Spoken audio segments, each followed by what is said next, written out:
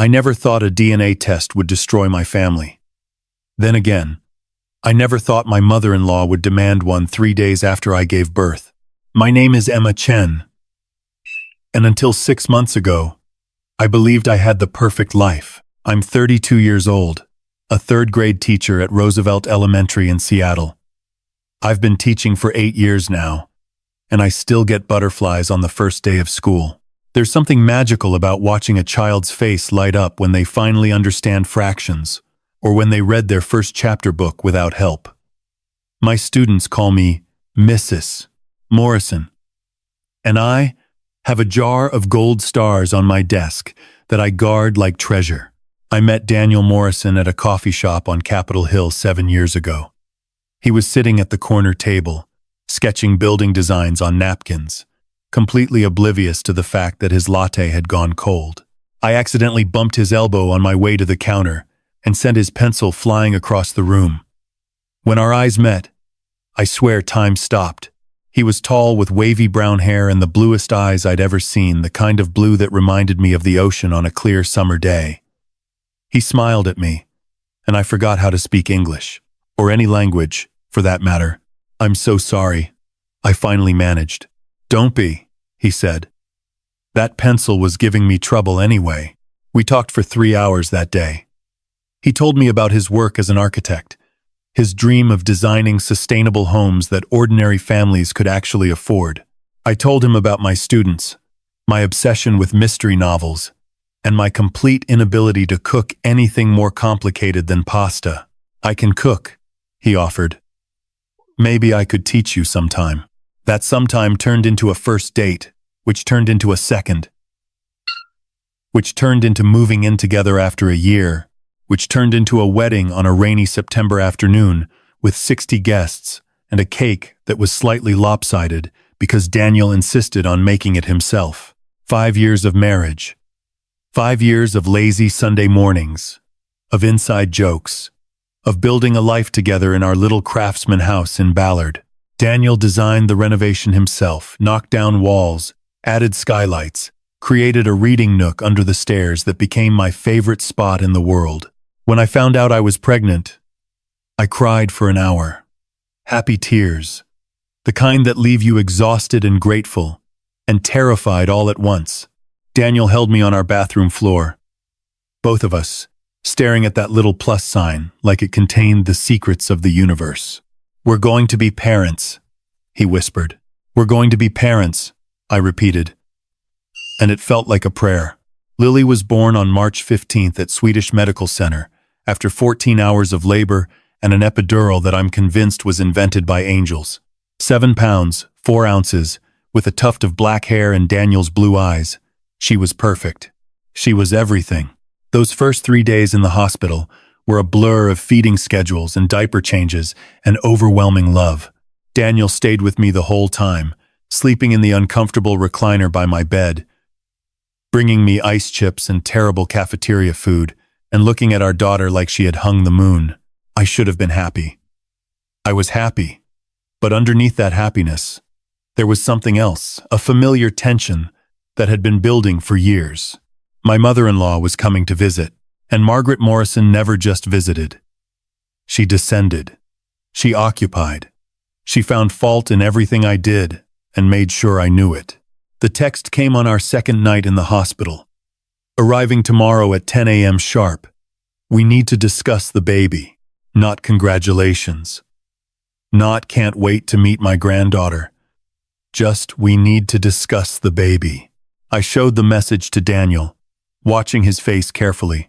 "She's just excited," he said, not meeting my eyes. "You know how she is. She startens. She's not meeting my eyes. I knew exactly how she was.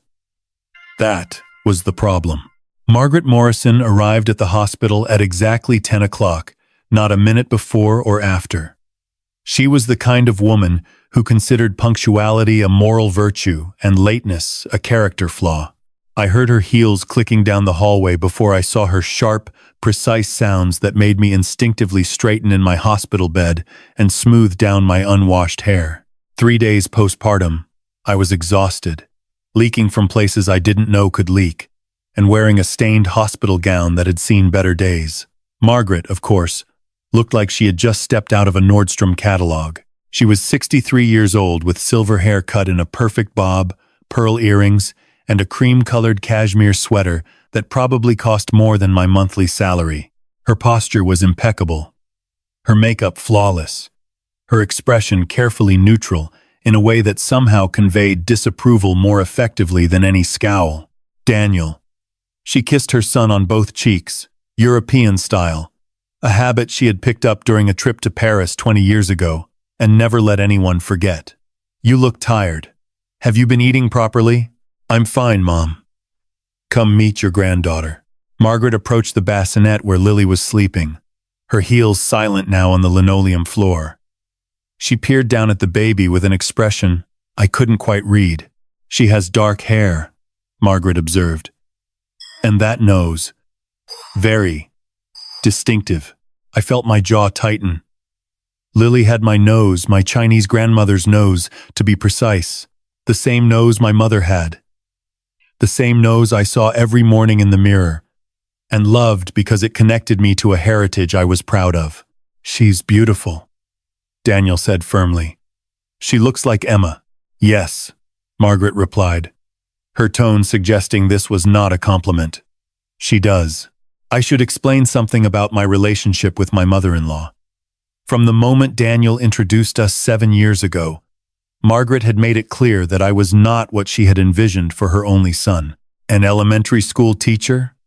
She had said at our first meeting, somehow making my profession sound like a communicable disease. How modest. It wasn't just my career. It was everything. My background, solidly middle class, the daughter of immigrants who ran a small restaurant in Portland. My education, a state school instead of the Ivy League pedigree she had hoped her future daughter-in-law would possess. My appearance too short, too Asian, too different from the blonde, blue-blooded women she had been parading in front of Daniel since he hit puberty. She just needs time to warm up to you, Daniel had said back then. And he had been saying it ever since. 7 years of waiting for Margaret to warm up. And if anything, she had only grown colder. She had tried to stop our wedding. I learned this from Daniel's father, Richard, after one too many glasses of wine at Christmas dinner. Margaret had offered Daniel money, a substantial amount, to reconsider his choice. When that didn't work, she had threatened to cut him off from the family business, the architecture firm where he had worked since graduating from college. Daniel had refused both offers. He chose me. How are you feeling, Emma? Margaret asked now, finally acknowledging my presence. You look tired. I just gave birth 3 days ago. Yes. Well, some women bounce back more quickly than others. I bit my tongue so hard I tasted blood. Richard Morrison shuffled in behind his wife, a tall, thin man with gentle eyes and a permanent air of apology. He was 65, recently retired from his engineering firm, and utterly dominated by Margaret in every way that mattered. Emma, congratulations. Of course. Richard lifted Lily from the bassinet with surprising confidence, cradling her against his chest and making soft, cooing sounds. For a moment, his face transformed, years of weariness falling away to reveal pure joy. Hello, little one, he murmured. I'm your grandpa. Margaret watched this display with pursed lips. Richard, be careful. You'll spoil her. She's 3 days old, Margaret. I don't think that's possible. I caught Daniel's eye and saw my own exhaustion reflected there. This was what holidays looked like in our family. Richard trying to find moments of connection, while Margaret criticized from the sidelines, and Daniel caught in the middle, torn between the mother who had raised him and the wife he loved. It was a dynamic I had accepted, if not embraced. Margaret was difficult, but she was still Daniel's mother. I could endure her comments, her disapproval, her constant small cruelties. For Daniel, I could endure anything, or so I thought, because what came next, the demand that would unravel everything, was something I never could have anticipated. Margaret waited until Richard had reluctantly returned Lily to her bassinet, until a nurse had come and gone with my discharge paperwork. until Daniel had stepped out to bring the car around. Then she turned to me. Her blue eyes, the same blue as Daniel's, I had always thought fixed on my face with cold intensity. "I want a DNA test," she said. "For the baby." I stared at her, certain I had misheard. "Excuse me?" "A DNA test. To confirm that Daniel is actually the father." She smoothed an invisible wrinkle from her sweater. "I'm sure you understand." I did not understand. I could not understand. Of all the insults Margaret had hurled at me over the years, this was something else entirely. "You think I cheated on my husband?" "I think," Margaret said slowly, "that this baby doesn't look like a Morrison. And I think it's my right, as Daniel's mother, to know the truth." My hands were shaking. From rage or shock or postpartum hormones, I couldn't tell. "Get out," I whispered. "Get out of this room right now." Margaret smiled, a thin, triumphant smile that made my blood run cold. "We'll discuss this further at home," she said. "Daniel will see reason. He always does, in the end." And she walked out, her heels clicking against the floor like a countdown to disaster. I should have told Daniel immediately. The moment he walked back into the hospital room with the car seat and that hopeful, exhausted smile, I should have said, "Your mother just accused me of cheating and demanded a DNA test for our daughter." But I didn't. Maybe it was the hormones. Maybe it was the bone-deep exhaustion that comes with being a new mother. Or maybe it was something darker, the tiny voice in the back of my head that whispered, "What if he takes her side?" Daniel had always defended me against Margaret's smaller attacks. But this wasn't a snide comment about my cooking, or a backhanded compliment about my modest career. This was an accusation of adultery, of fraud, of the ultimate betrayal. If I forced Daniel to choose between believing his mother and believing me, which way would he fall? So I stayed silent. I smiled and let him buckle Lily into her car seat. I made small talk on the drive home, commenting on the weather, on the cherry blossoms that were just beginning to bloom along our street. And I pushed Margaret's words into a locked box in the corner of my mind, telling myself I would deal with them later. Later came sooner than I expected. To understand what happened next, I need to go back 9 months, to the day I found out I was pregnant. It was a Saturday morning in June. Daniel was at a client meeting, and I was alone in our bathroom, staring at a pregnancy test with trembling hands. We had been trying for over a year, and every month had brought the same disappointment.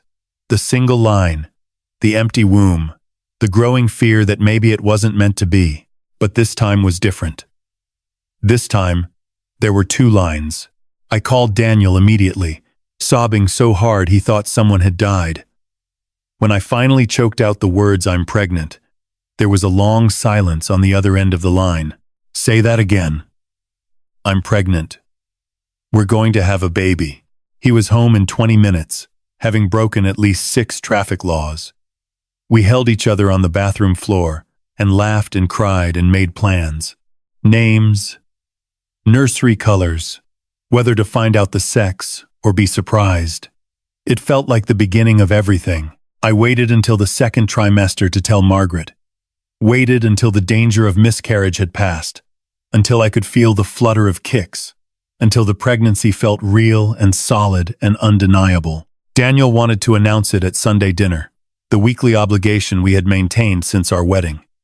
I agreed, foolishly hoping that a grandchild might finally bridge the gap between Margaret and me. "We have news," Daniel said, reaching for my hand across the table. "Emma's pregnant. You're going to be grandparents." Richard's face lit up with genuine joy. "That's wonderful. Congratulations, both of you. When are you due?" "March," I said, feeling the baby kick as if on cue. "March 15th. I turned to Margaret, waiting for her reaction. She was staring at my stomach with an expression I couldn't identify. Not joy, not even her usual disapproval. Something else. Something almost like fear. "How far along are you?" 16 weeks. Margaret's lips pressed into a thin line. She set down her fork, her dinner untouched, and looked at Daniel with an intensity that made my skin crawl. Are you certain it's yours? The table went silent. Richard's fork clattered against his plate. Daniel's grip on my hand tightened painfully. What did you just say? His voice was dangerously calm. I'm simply asking a question. Emma is away from home during the day. She works with other adults. How can you be sure? Stop. Daniel pushed back from the table, his chair scraping against the hardwood floor. Don't you ever say anything like that again. Emma is my wife. This is our child. And if you can't accept that, then we're done here. He pulled me to my feet and steered me toward the door. I was too shocked to resist, too shocked to do anything but follow. Daniel! Margaret called after us. Daniel! Come back here. But he didn't. He loaded me into the car, drove us home in silence, and then punched a wall so hard he broke 2 knuckles. I had never seen him that angry. Not when Margaret insulted my family at our engagement party. Not when she accidentally seated me at the children's table at her birthday dinner. Not even when she told him, 2 weeks before our wedding, that he was making the biggest I'm sorry, he kept saying as I wrapped ice around his swelling hand. I'm so sorry. I should have shut her down years ago. I should have. It's not your fault. It is. I kept making excuses for her, kept hoping she would change. But this... He shook his head, his blue eyes bright with unshed tears. This is unforgivable. We didn't speak to Margaret for 3 months. It was the longest stretch of silence in Daniel's entire relationship with his mother, and I could tell it cost him. He loved her, despite everything. She was the woman who had raised him, who had sacrificed to give him every opportunity, who had shaped him into the man he became. Richard called every week, apologizing on her behalf, begging for reconciliation. She didn't mean it, he said. She's under a lot of stress. You know how she gets. I did know. And I was tired of making excuses for it. But when Margaret finally called Daniel, her voice trembling with what sounded like genuine remorse, I told him to answer, told him to give her another chance. For the baby, I said. She should know her grandmother. Looking back, that was the moment everything went wrong. The fragile peace lasted until Lily was born. Margaret had been on her best behavior during the final months of my pregnancy. She attended the baby shower with a smile that almost reached her eyes. She helped Richard assemble the crib, though she complained that the instructions were clearly written by someone who never graduated high school. She even complimented me once, a single, grudging acknowledgement that the nursery colors I had chosen were not as garish as I expected. I should have known it couldn't last. The night I came home from the hospital, Margaret was waiting on our doorstep. I've prepared a meal, she announced, sweeping past us into the house without waiting for an invitation. New mothers need proper nutrition, not the garbage they serve at hospitals. Daniel shot me an apologetic look. I shrugged, too exhausted to argue. If Margaret wanted to cook, let her cook. At least it would keep her busy while I tried to figure out how to breastfeed without crying. But Margaret wasn't content to stay in the kitchen.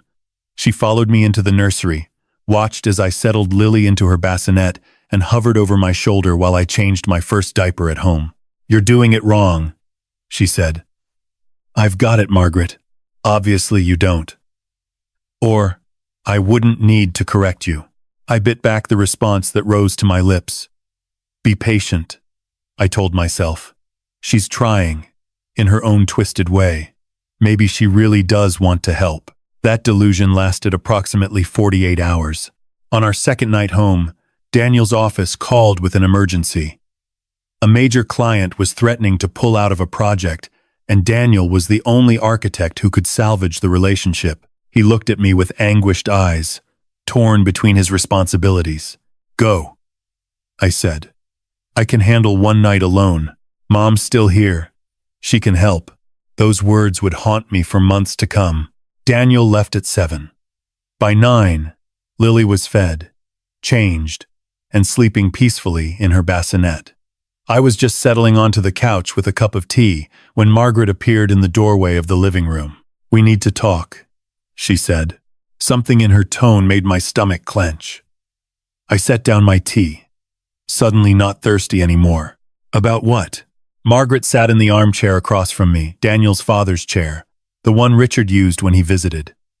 She crossed her legs, folded her hands in her lap, and fixed me with that cold blue stare. I wasn't joking at the hospital, she said.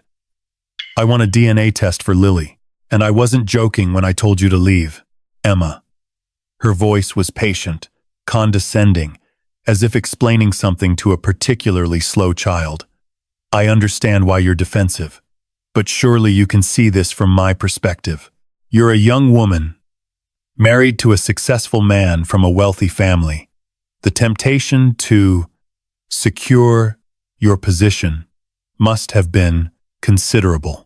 Are you actually suggesting I got pregnant by another man to trap your son? I'm suggesting that I don't know you as well as I'd like. I don't know your background, your values, the kind of woman you really are beneath that sweet teacher facade. Margaret uncrossed her legs and leaned forward. But I know, my son, I know his heart, his trusting nature, his desperate desire to believe the best in people. It's my job to protect him from those who would exploit that. I love Daniel. Love. Margaret laughed, a short, sharp sound. You've known him for 7 years. I've known him for 35. I was there when he took his first steps, spoke his first words. I made him into the man he is. And I will not stand by while some opportunist tears down everything I built. My hands were shaking. You don't know anything about me. I know you grew up poor. I know your parents ran a failing restaurant in Portland until they died in that car accident. Very convenient timing. By the way, just a few months before Daniel proposed. I know you had student loans you couldn't pay off, credit card debt, a career that barely covers living expenses in a city as expensive as Seattle. She smiled, cold and triumphant. And I know that Daniel's trust fund, his inheritance, his stake in the family business, all of that would be very attractive to a woman in your situation. I stood up so fast I knocked over my tea, sending hot liquid spreading across the coffee table. Get out of my house. It's Daniel's house. His money paid for it. Our house. Our money. Our marriage. I was shaking all over now. Rage and hormones and exhaustion combining into something explosive. I have been nothing but patient with you for 7 years, Margaret. I have smiled through your insults, made excuses for your behavior, tried again and again to build a relationship that you clearly don't want. But this is beyond anything I can forgive. Forgiveness isn't what I'm asking for. Margaret rose, straightening her sweater with precise movements. I'm asking for proof. One simple test to confirm that Lily is who you claim she is. If you have nothing to hide, what's the harm? The harm is that you're calling me a liar, a cheater, a fraud. I'm calling for transparency. She picked up her purse from the side table. Think about it, Emma, because I promise you, one way or another, I will find out the truth. She left without saying goodbye. I stood in the middle of my living room, surrounded by cold tea and shattered illusions, and wondered how I was going to tell Daniel that his mother had just declared war. I didn't have to wonder long. He came home at midnight to find me still awake, pacing the nursery while Lily slept peacefully, blissfully unaware of the storm gathering around her. Emma? What's wrong? And I told him everything. Daniel listened in silence. He sat on the edge of our bed, still wearing his work clothes, his face cycling through emotions I couldn't quite read. Shock, anger, disbelief, and something else. Something that looked almost like exhaustion. When I finished, he didn't say anything for a long time. The silence stretched between us, heavy and suffocating. Say something, I finally whispered. I don't know what to say. Listen. He ran his hands through his hair, a gesture I recognized from moments of extreme stress. I knew she didn't approve of you. I knew she could be cruel. But this accusing you of, he couldn't even finish the sentence. She wants a DNA test. I know. You told me. What do you want to do? Daniel looked up at me. And I saw the man I had married, the one who had chosen me over his mother's money, over her threats, over everything she had thrown at him. But I also saw something new, a weariness that hadn't been there before. I want this to be over, he said quietly. I want her to stop. I want us to be able to raise our daughter without this constant warfare. So do I. Then maybe he stopped. Shook his head. Maybe what? Maybe we should just do the test. I stared at him, certain I had misheard. You want to do the DNA test? My, I don't want to. But Emma, think about it. If we refuse, she'll never let it go. She'll spend the rest of her life convinced that Lily isn't mine, that you somehow tricked me. She'll poison every family gathering, every holiday, every moment we have together. But if we do the test, if we prove beyond any doubt that Lily is my daughter, then she has nothing, no ammunition, no suspicions, no grounds for her accusations. You want me to prove to your mother that I didn't cheat on you. I want to shut her up permanently. I want to take away the one weapon she has left. His eyes met mine, pleading. I know it's humiliating. I know it's unfair. But Emma, I know Lily is mine. You know Lily is mine. The test will just make it official, and it will finally get my mother off our backs. I wanted to argue. I wanted to scream that I shouldn't have to prove my faithfulness to a woman who had hated me from the moment we met. I wanted Daniel to stand up to his mother the way he had at that dinner, to tell her that her suspicions were insane and her demands were unacceptable. But I was so tired. 3 days of no sleep, a body still recovering from childbirth, and the emotional weight of years of Margaret's abuse pressing down on me. I didn't have the strength to fight anymore. Fine, I heard myself say. We'll do the test. The relief on Daniel's face was immediate and overwhelming. Thank you, Emma. I promise. Once this is over, just make the appointment. Let's get it done. The test was scheduled for the following week. It was a simple procedure, the clinic assured us. A cheek swab from Daniel, a cheek swab from Lily. Samples sent to a lab for analysis. Results in 7 to 10 business days. Quick, painless, definitive. Margaret insisted on being present. To ensure the integrity of the process, she explained when Daniel told her the news. I could hear the triumph in her voice through the phone. She thought she had won something. She thought she was about to expose me. Let her think that. I told myself. Let her have her moment. Because when those results come back, she'll finally have to admit she was wrong. The clinic was in a nondescript medical building in downtown Seattle, sandwiched between a dentist's office and a physical therapy center. We arrived at 9 in the morning. Me, Daniel, Lily in her car seat, and Margaret, who had dressed for the occasion in a charcoal gray suit that made her look like she was attending a board meeting. Richard came too, though he clearly didn't want to be there. He hung back near the entrance, his face a mask of embarrassment and discomfort. When our eyes met, he mouthed, "I'm sorry," and looked away. The technician was a young woman named Sarah, with a cheerful smile and no idea of the family drama unfolding in her sterile little room. "Okay, Dad, you first," she said, approaching Daniel with a swab. "Open wide and say, 'Ah.'" Daniel complied, and Sarah scraped the inside of his cheek with practiced efficiency. She labeled the sample, sealed it in a plastic container, and turned to Lily. "Now for the little one. This might make her fussy, but it doesn't hurt, I promise." Lily did fuss a brief, outraged wail at the indignity of having someone stick a cotton swab in her mouth. I soothed her instinctively, murmuring nonsense words while Margaret watched with hawk-like intensity. "Is that it?" Daniel asked. "That's it. We'll send these to the lab today, and you should have results within 7 to 10 business days. We'll call you when they're ready." Sarah glanced between us, clearly sensing the tension but too professional to comment. "Any questions?" "No," Margaret said before anyone else could speak. "That will be all." We drove home in separate cars, Daniel and me in our Subaru. Margaret and Richard in her Mercedes. Lily slept the whole way, blissfully unaware that her very existence had just been called into question by her own grandmother. "It's going to be fine," Daniel said, reaching over to squeeze my knee. "I know. I love you, Emma.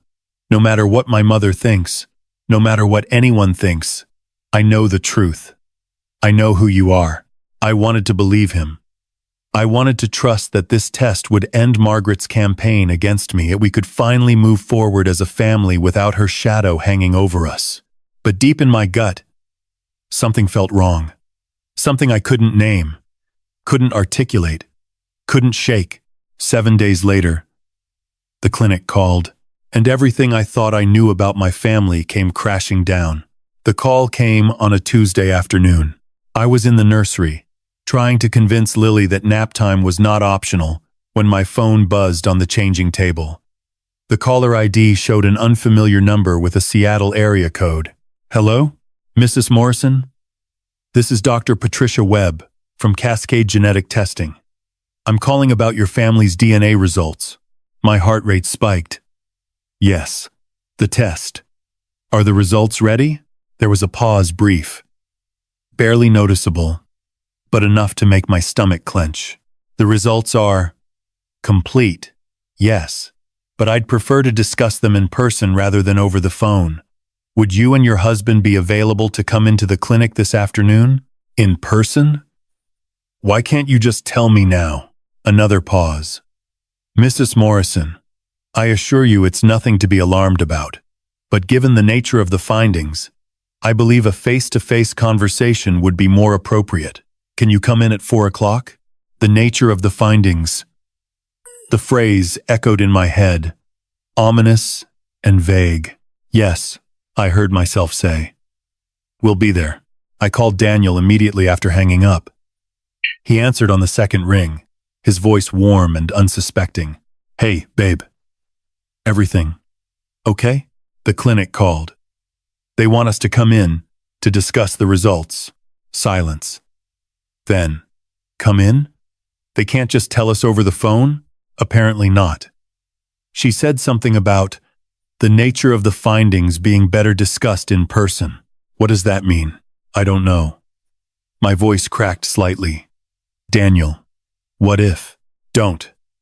His tone was firm but gentle. "Don't go there, Emma. The test is going to confirm what we already know. Maybe they just have a policy about delivering results in person. Maybe it's a liability thing. Maybe. I'll leave work early. Pick you up? At 3:30? Okay. And Emma? Whatever this is, we'll handle it together. I love you. I love you too." I spent the next 3 hours in a state of suspended anxiety. I fed Lily, changed her, rocked her to sleep. I straightened the nursery, folded laundry, wiped down kitchen counters that were already clean. Anything to keep my hands busy, to stop my mind from spiraling into worst-case scenarios. What if the test showed something wrong with Lily? A genetic condition we hadn't detected? A health issue that would require treatment? What if there had been a mix-up at the hospital, not infidelity, but something even more horrifying? Switched babies, medical negligence, a nightmare scenario straight out of a Lifetime movie? What if? What if? What if? By the time Daniel pulled into the driveway, I had worked myself into a state of barely contained panic. He took one look at my face and pulled me into a hug. "Hey, breathe. Whatever it is, we'll deal with it. You don't know that. I know that I'm not going anywhere. That's enough for now." We dropped Lily off at our neighbor's house, Mrs. Patterson, a retired kindergarten teacher who had been begging to babysit since we brought the baby home. She cooed over Lily and promised to call if anything came up. "Take your time," she said, bouncing Lily gently. "We'll be just fine." The drive to the clinic felt longer than it should have. Seattle traffic was its usual nightmare, but even without the congestion, I think time would have crawled. Every red light was an eternity. Every mile stretched into infinity. Dr. Patricia Webb was waiting for us when we arrived, a woman in her 50s with gray-streaked hair and kind eyes behind wire-rimmed glasses. She shook our hands and led us to a small consultation room with uncomfortable chairs and abstract art on the walls. "Thank you for coming in on such short notice," she said, settling behind her desk. "I know this must be stressful, and I want to assure you that your daughter is perfectly healthy. This isn't about her well-being. Then what is it about?" Daniel asked. Dr. Webb folded her hands on the desk, her expression carefully neutral. "Mr. Morrison, the DNA test confirms that you are Lily's biological father. There's no question about paternity." Relief flooded through me, a physical sensation, like warm water spreading through my veins. I hadn't realized how tense I was until the tension released. "So the test was fine," I said. "Why did we need to come in?" Dr. Webb hesitated. It was a small hesitation, barely a second, but I noticed it. "The paternity result is definitive," she said slowly. "However, in processing the samples, we ran a standard genetic panel, something we do automatically to check for hereditary conditions. And that panel revealed an anomaly." "What kind of anomaly?" Daniel's voice was steady, but I could see the muscle twitching in his jaw. "Mr. Morrison, I need to ask you a question, and I need you to answer honestly." Dr. Webb leaned forward slightly. "Do you have any reason to believe you might not be biologically related to your mother?" The room went silent. I looked at Daniel. Daniel looked at Dr. Webb. Nobody moved. Nobody breathed. "I'm sorry," Daniel finally said. "What?" "The genetic markers we found in your sample, they don't match what we would expect from someone with your stated maternal lineage. In fact, based on the data, you and your mother share no genetic material whatsoever." She paused, letting the words sink in. "Mr. Morrison, according to these results, Margaret Morrison is not your biological mother." The words hung in the air like smoke. Impossible to grasp. Impossible to dispel. "That's not possible," Daniel said. His voice was calm, almost eerily so. "There must be a mistake. A contaminated sample. A mix-up at the lab, something." "I understand this is shocking," Dr. Webb said gently. "That's why I wanted to discuss the results in person. But I assure you, our lab follows rigorous protocols. We ran the analysis twice to be certain. The results are conclusive." "Conclusive." Daniel repeated the word like it was in a foreign language. "You're telling me that my mother, the woman who raised me, who I've called Mom for 35 years, isn't actually my mother?" "Biologically speaking, no." I reached for Daniel's hand. It was ice cold. "How is that possible?" I asked. "Could he be adopted? Maybe Margaret adopted him and never told him? That's certainly one possibility." Dr. Webb removed her glasses and cleaned them on her sleeve, a nervous gesture. I realized she was as uncomfortable delivering this news as we were receiving it. Adoption, surrogacy, a family arrangement of some kind. There are many scenarios that could explain a lack of biological connection between a parent and child. My mother never mentioned any of that. Daniel's voice was hollow. "She's shown me baby pictures, told me stories about my birth. She was in labor for 18 hours, she always said. Longest 18 hours of her life. Those memories could still be true if she was present for a surrogate birth, or if Dr. Webb stopped herself. I'm sorry, Mr. Morrison. I'm not qualified to speculate about your family history. What I can tell you is what the science shows, and the science shows no genetic relationship between you and Margaret Morrison." Daniel stood abruptly, nearly knocking over his chair. He walked to the window and stared out at the parking lot, his back to us, his shoulders rigid. "What about my father?" he asked without turning around. "We didn't have a sample from your father, so I can't say definitively. But if you'd like, we could arrange for additional testing." "No." Daniel's voice was sharp. "No more tests. Not until I get some answers." He turned to face us, and I saw something in his eyes I had never seen before. Not anger, not sadness, but a kind of vertigo. The look of a man whose entire foundation had just crumbled beneath his feet. "I need to talk to my mother," he said. I need to ask her what the hell is going on. Daniel, I started. Not now, Emma. I can't. I can't process this right now. I just need to hear her explain. Dr. Webb rose from her desk. Mr. Morrison, I understand you're upset, but before you confront anyone, I'd encourage you to take some time. Speak with a counselor, perhaps. Discoveries like this can be traumatic, and it's important to approach the conversation from a place of, thank you for your advice. Daniel's tone made it clear the conversation was over. We'll be in touch if we need additional testing. He walked out of the room without waiting for me. I gathered my purse, thanked Dr. Webb, and hurried after him. The drive home was silent. Daniel gripped the steering wheel so tightly, his knuckles turned white, his eyes fixed on the road ahead. I wanted to say something, anything to break the tension, but every word I considered felt inadequate. Finally, as we pulled into our driveway, Daniel spoke. She knew. What? My mother. She demanded that DNA test because she knew. She knew it would come back, showing that Lily was mine, and she thought that would be the end of it. She never expected them to find. He broke off, his voice cracking. She never expected them to find out about her. You don't know that for certain. Maybe she really did think I cheated. Maybe this is as much of a shock to her as it is to you. Daniel laughed, a harsh, bitter sound. You don't know my mother like I do, Emma. She doesn't do anything without calculating every possible outcome. She's been playing chess while the rest of us play checkers. He killed the engine but made no move to get out of the car. She's been lying to me my entire life. And now, I'm going to find out why. What are you going to do? I'm going to call her. Right now. I'm going to ask her, point blank, what the hell is going on? Daniel, wait. I grabbed his arm before he could reach for his phone.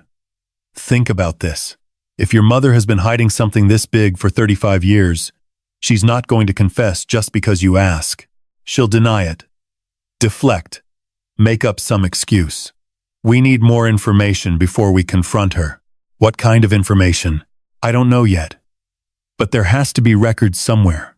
Birth certificates, hospital documents, something that explains how you ended up as her son if you're not biologically hers. Daniel was quiet for a long moment. When he spoke again, his voice was steadier, more controlled. You're right. I need to be smart about this. He reached over and took my hand. I'm sorry. I know this isn't what you signed up for when you agreed to that stupid test. Hey. I squeezed his fingers. Whatever this is, we'll figure it out together. That's what we do. He nodded. But his eyes were distant, already somewhere else. We picked up Lily from Mrs. Patterson's house, made dinner we barely touched, and put our daughter to bed in her nursery decorated with clouds and stars. And then we sat on the couch in our living room, side by side, staring at the wall. What if I'm adopted? Daniel said softly. What if my whole life has been a lie? I didn't have an answer. So I just held his hand and waited for the storm to come. We decided to wait 3 days before confronting Margaret. 3 days to research, to plan, to prepare ourselves for whatever truth or lies awaited us. 3 days of pretending everything was normal while our world quietly unraveled. Daniel threw himself into work, staying late at the office, coming home exhausted and hollow-eyed. I recognized the behavior he was avoiding, compartmentalizing, trying to outrun the questions that haunted him. I didn't push. Some things you have to process at your own pace. But on the 3rd day, Margaret forced our hand. She called on a Sunday morning, her voice dripping with false sweetness. Daniel, darling, your father and I were hoping you'd bring Emma and the baby for brunch today. I've made reservations at the Georgian. My treat. I watched Daniel's face as he listened, saw the muscle jump in his jaw, the way his free hand clenched into a fist at his side. Actually, Mom, we were planning to come by the house this afternoon. There's something we need to discuss. Oh? A pause. What kind of something? I'd rather talk in person. Another pause, longer this time. When Margaret spoke again, there was a new note in her voice, wariness, carefully disguised as curiosity. Well, Of course. Come by around 2. I'll have Richard make his famous lemonade. The line went dead before Daniel could respond. We arrived at the Morrison house at exactly 2 o'clock. It was a stately Tudor in Laurelhurst, all dark wood and leaded glass windows, the kind of house that whispered old money even from the street. Margaret had inherited it from her parents, and she ruled over it like a queen in her castle. Richard met us at the door, his smile warm but his eyes worried. Emma, Daniel, come in, come in. Let me see my granddaughter. He reached for Lily with eager hands, and I let him take her. Whatever secrets Margaret was hiding, I didn't believe Richard was part of them. He was too transparent, too genuinely kind. If he had been complicit in a 35-year deception, I would have seen it in his face. Margaret was waiting in the living room, arranged artfully on a cream-colored settee that probably cost more than my car. She was wearing a silk blouse and pearl earrings, her silver hair perfectly styled, her posture impeccable. She looked like a woman prepared for battle. Daniel. Emma. She didn't rise to greet us. Please, sit. Richard, bring the lemonade. Richard hesitated, clearly sensing the tension, but Margaret's look brooked no argument. He retreated to the kitchen with Lily still in his arms, leaving the 3 of us alone. We sat. Daniel on the chair across from his mother, me beside him on a matching ottoman. The silence stretched, thick and uncomfortable. Well? Margaret said finally. You said there was something you needed to discuss. I assume it's about the DNA results. You assume correctly. The test confirmed that Lily is your daughter. I've already spoken to Dr. Webb's office. Margaret's smile was thin, triumphant. I admit I was surprised. I was so certain that Emma had been well. It doesn't matter now. The important thing is that we can move forward as a family. Can we? Daniel's voice was dangerously calm. Because Dr. Webb told us something else, Mom. Something she found during the routine genetic panel. For the first time, I saw a flicker of something in Margaret's eyes. Not fear. Exactly more like the sharpening of attention. The alertness of a predator sensing danger. Oh? And what was that? She told us that according to the DNA analysis, you and I share no genetic material whatsoever. Daniel leaned forward, his blue eyes fixed on his mother's face. She told us that you're not my biological mother. The silence that followed was absolute. I could hear the ticking of the grandfather clock in the hallway, the distant sounds of Richard talking to Lily in the kitchen. Margaret sat perfectly still, her face frozen in an expression I couldn't read. Then she laughed. It was a bright, dismissive sound, the laugh of a woman confronted with something too absurd to take seriously. That's ridiculous, she said. Obviously, there was a mistake at the lab. Contaminated samples. Incompetent technicians, you know how these things go. I'll call Dr. Webb myself and demand they redo the test. They already ran it twice, Mom. The results were the same, both times. Then they're incompetent twice over. Margaret stood, smoothing her skirt with practiced hands. I carried you for 9 months, Daniel. I was in labor for 18 hours. I held you the moment you were born. Watched you take your first breath. I think I would know if you weren't my son. Would you? Daniel stood too, facing her across the Persian rug. Because the science says otherwise. The science says we share no DNA. And that means either you adopted me and never told me. Or what? Margaret's voice was sharp now, the mask of composure slipping.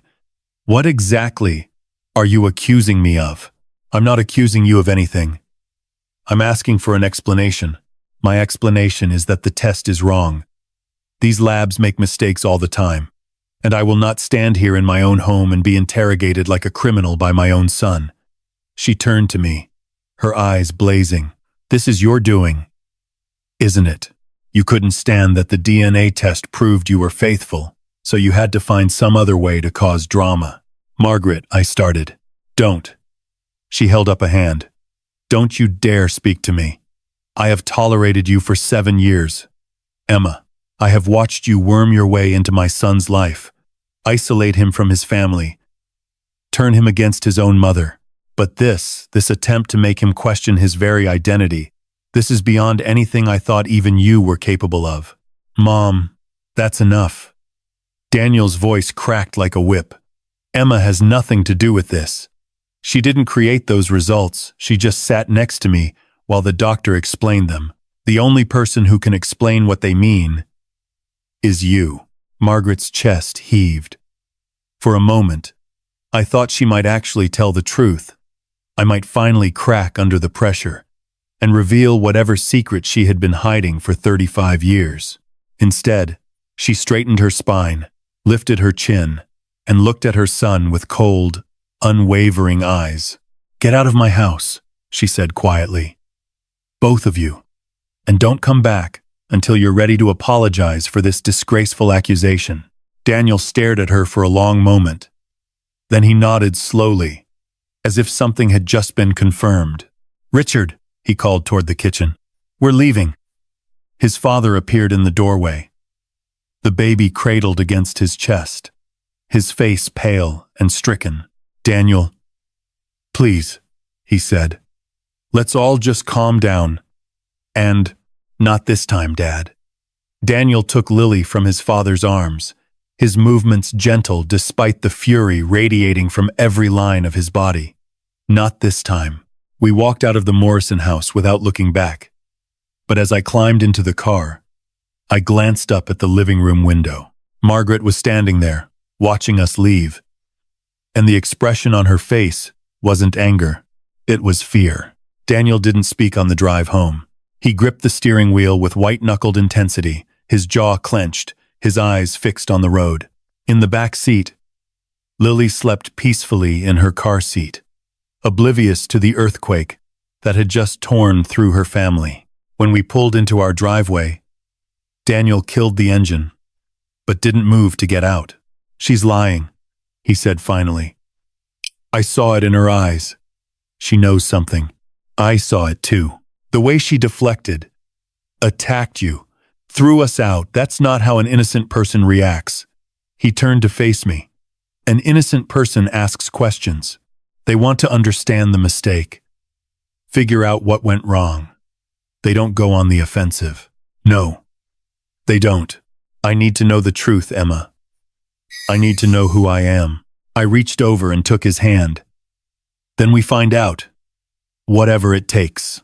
The next morning, Daniel called Dr. Webb and requested a second round of testing, this time with samples from both his parents. Margaret, predictably, refused. "I will not dignify this farce with my participation," she said when Daniel called to ask. "The original test was clearly flawed, and I see no reason to subject myself to further indignity." But Richard surprised us all. He showed up at our door 3 days later, alone, looking like he hadn't slept in a week. His usually neat gray hair was disheveled, his cardigan buttoned wrong, his eyes red-rimmed and haunted. "Richard?" I opened the door wider. "Is everything okay?" "No." His voice was barely above a whisper. "Nothing is okay. Nothing has been okay for 35 years. He stepped inside, and I saw his hands trembling at his sides. "I need to talk to Daniel," he said. "And I need to do something I should have done a long time ago." Daniel came down from the nursery, Lily in his arms. He stopped at the bottom of the stairs when he saw his father's face. "Dad? What's wrong?" Richard looked at his son, really looked at him, and something broke behind his eyes. A dam crumbling, walls collapsing, 35 years of secrets finally demanding to be told. "I'll do the test," he said. "I'll give you a DNA sample." "But Daniel," his voice cracked, "before I do, there's something you need to know. Something I should have told you years ago." We sat in the living room, the same room where Margaret had demanded the original DNA test, where this whole nightmare had begun. Richard perched on the edge of the couch, his hands clasped between his knees, his whole body radiating anguish. "Your mother doesn't know I'm here," he began. "She would never forgive me if she knew what I'm about to tell you. But I can't. I can't carry this anymore. I've watched it poison our family for too long. Dad, whatever it is, let me finish. Please." Richard took a shaky breath. The DNA test was right, Daniel. Margaret isn't your biological mother, but it's not for the reason you might think. I felt Daniel tense beside me. What do you mean? You weren't adopted.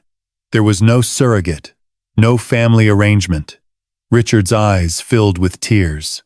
Daniel, you were born on March 15th, 1990, at Seattle General Hospital. But you weren't born to Margaret Morrison. Then who? I don't know. Richard's voice broke completely. God help me, I don't know. I've spent 30 years trying to find out, and I still don't know. The room went silent. Daniel stared at his father, confusion and dawning horror battling across his face. I don't understand, he said slowly. If you don't know who my biological mother is, how did I end up as your son? Richard wiped his eyes with the back of his hand. Margaret and I, we tried for years to have a baby. Years of disappointment, of failed pregnancies, of watching everyone around us start families while we stayed empty. By 1990, we had almost given up hope. He paused, gathering himself. Then Margaret got pregnant. It was a miracle, that's what we called it. A miracle after so much heartbreak.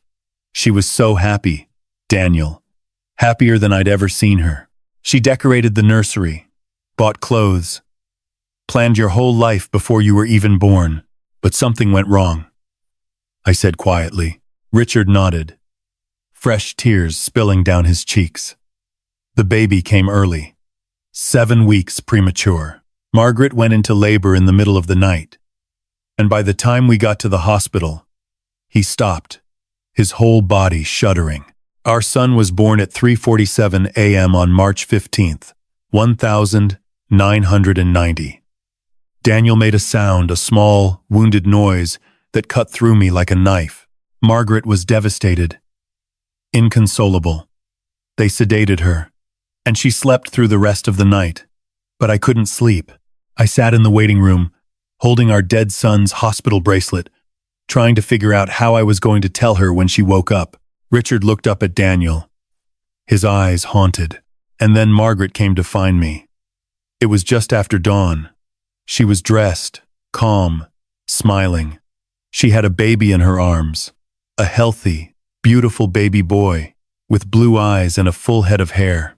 He reached out and touched Daniel's face with trembling fingers. She handed you to me and said, "Look, Richard, our son is fine. It was all just a bad dream." The silence that followed was deafening.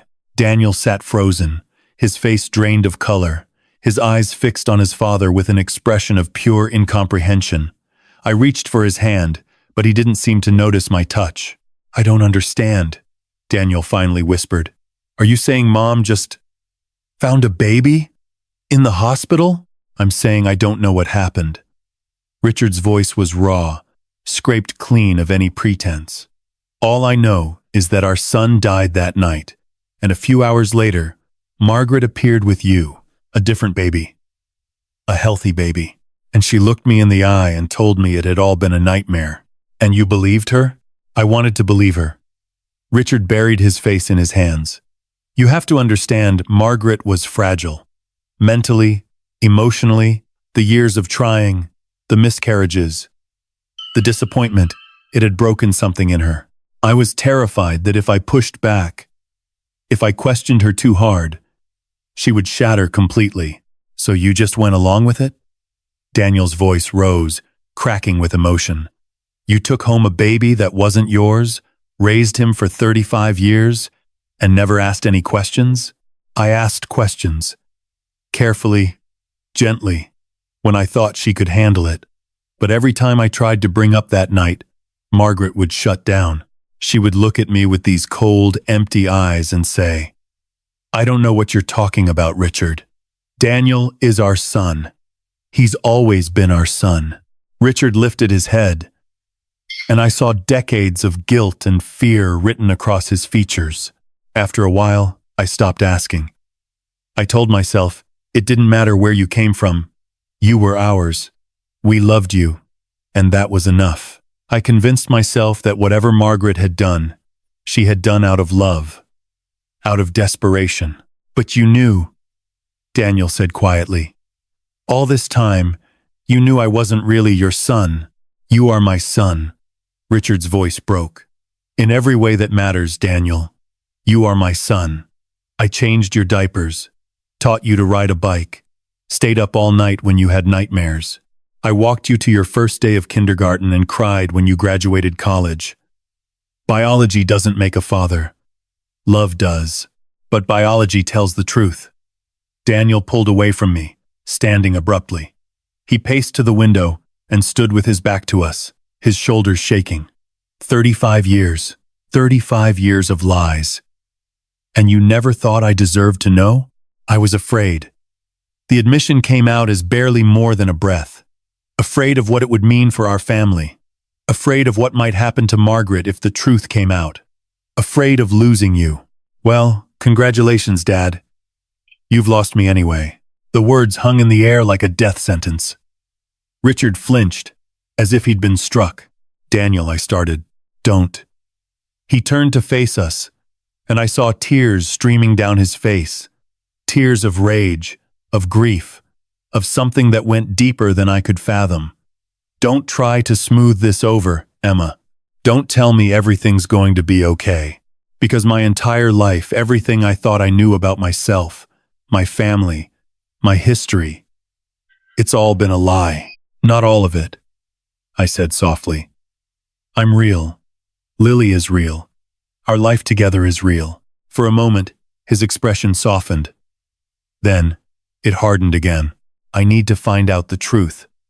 The real truth, not whatever sanitized version my mother has been feeding me for 3 decades. He turned to Richard. You said you don't know who my biological parents are, but someone has to know. There have to be records, documents, something. Richard nodded slowly. I've looked. Over the years, when I could do it without Margaret finding out. But the hospital records from that night are incomplete. Several files from the maternity ward went missing around the time you were born. I always assumed Margaret had something to do with it. Missing files don't just disappear. Someone took them. Someone covered this up. Daniel's mind was working now. I could see it, the architect in him, the problem solver, constructing a framework for investigation. What was Mom's job in 1990? Richard blinked at the sudden question. She was a nurse. She worked at N. He stopped. The color drained from his face. She worked at Seattle General. He finished quietly. In the maternity ward. The pieces clicked into place with horrible clarity. Margaret Morrison had been a nurse in the maternity ward of the very hospital where her son had died and a replacement had appeared. She had access to the nursery, to patient records, to babies whose parents might have been sedated or recovering, or simply not paying attention in the chaotic aftermath of birth. Oh my God! I breathed. Daniel's face had gone completely white. Are you telling me that my mother, that Margaret might have stolen me from another family? Richard couldn't answer. He just sat there, trembling, as 35 years of willful ignorance came crashing down around him. And in that moment, I realized that the DNA test had revealed something far worse than adoption or surrogacy or any of the scenarios we had imagined. It had revealed a crime. Richard's breakdown came slowly, then all at once. He sat on our couch, his hands shaking uncontrollably, tears streaming down his face in a continuous flow he didn't bother to wipe away. The composed, gentle man I had known for 7 years had crumbled into someone I barely recognized, a man hollowed out by decades of buried guilt. I should have said something, he kept repeating. I should have stopped her. I should have. You should have done a lot of things. Daniel's voice was cold, distant. He stood by the window with his arms crossed, keeping physical distance between himself and his father. But you didn't. You let her get away with it. You let me grow up believing a lie. I was scared, Daniel. You have to understand. I don't have to understand anything. Daniel turned to face him, and I saw something I had never seen in my husband's eyes before. Contempt. You're 65 years old. You've had 35 years to find the courage to tell me the truth. Instead, You watched my mother torment my wife, demand DNA tests for my daughter, and accuse Emma of being a gold digger, all while knowing that she was the one hiding the biggest secret of all. Richard flinched. Margaret isn't well. She hasn't been well since. Since she stole someone else's baby and convinced herself it was hers? Daniel laughed bitterly. Yeah, I'd say that qualifies as not well. Daniel. I stepped forward, placing a hand on his arm. I know you're angry. You have every right to be. But your father is the only one willing to talk right now. We need his help if we're going to find out the truth. Daniel stared at me for a long moment. Then, some of the tension drained from his shoulders, and he nodded curtly. Fine. He turned back to Richard. Tell us everything.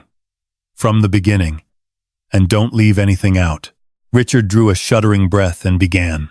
Margaret and I met in 1982. She was a nurse at Seattle General, and I was an engineer working on a hospital renovation project. She was beautiful, confident, full of life. I fell in love with her almost immediately. He paused, lost in memory. We got married in 1984 and started trying for children right away. Margaret wanted a big family, 3 or 4 kids, she always said. But month after month, year after year, nothing happened. The doctors ran tests, tried treatments. Margaret had 2 miscarriages in 1986 and another in 1988. Each one broke her a little more. What about IVF? I asked. Adoption? Margaret refused to consider adoption. She wanted her own biological child, nothing else would do. And IVF was still experimental back then, expensive, with low success rates. We tried it once in 1989, but it didn't work. Richard's voice dropped. After that, Margaret became obsessed. She tracked her ovulation cycles religiously, insisted we try every alternative treatment she read about. Our entire marriage revolved around getting pregnant. When did she finally conceive? Daniel asked. Summer of 1989. I remember the day she told me she was crying, laughing, shaking. She said it was God's reward for our faith, for never giving up. Richard's face crumpled. The pregnancy was difficult from the start. Complications, bed rest, constant monitoring. But Margaret was determined. She would do anything, to bring that baby into the world. He fell silent for a moment, gathering himself. The due date was April 20th, 1990. But the baby came early, 7 weeks early. On March 15th, Margaret woke me at 2 in the morning, screaming that something was wrong. By the time we reached the hospital, she was already fully dilated. And the baby? Daniel's voice was barely audible. A boy. 6 pounds, 2 ounces. He was small but seemed healthy at first. The doctors were optimistic. Richard's tears fell faster now. But then, his breathing became labored. His skin turned blue.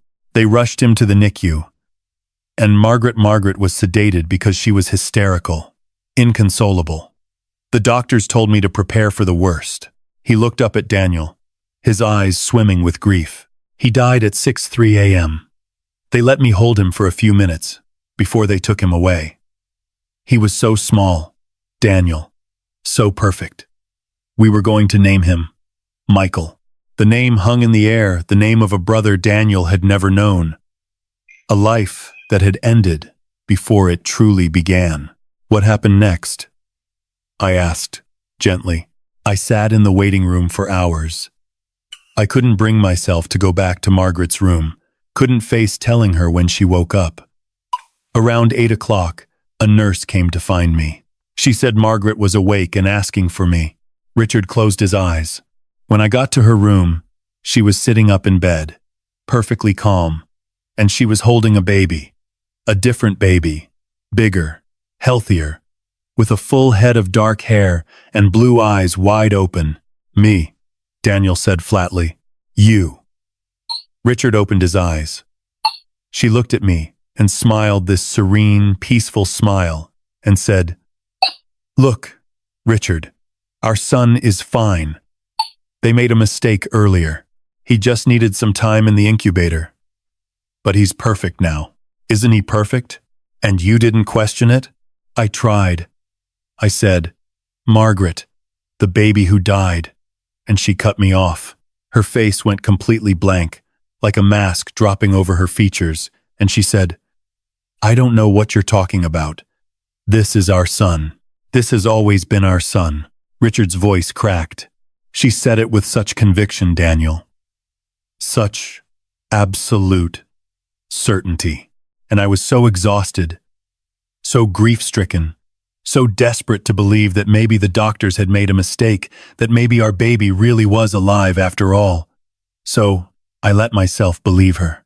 I took you home, and I loved you, and I buried the truth so deep I almost convinced myself it had never happened. Almost, Daniel repeated bitterly. I've never stopped wondering. Richard looked at his son, the son who wasn't his son, the boy he had raised as his own for 35 years. I've never stopped wondering whose child you really were, whose family lost you that night, who might still be looking for you after all this time. He reached out, his hand trembling. I'm sorry, Daniel. I'm so sorry. I should have been stronger.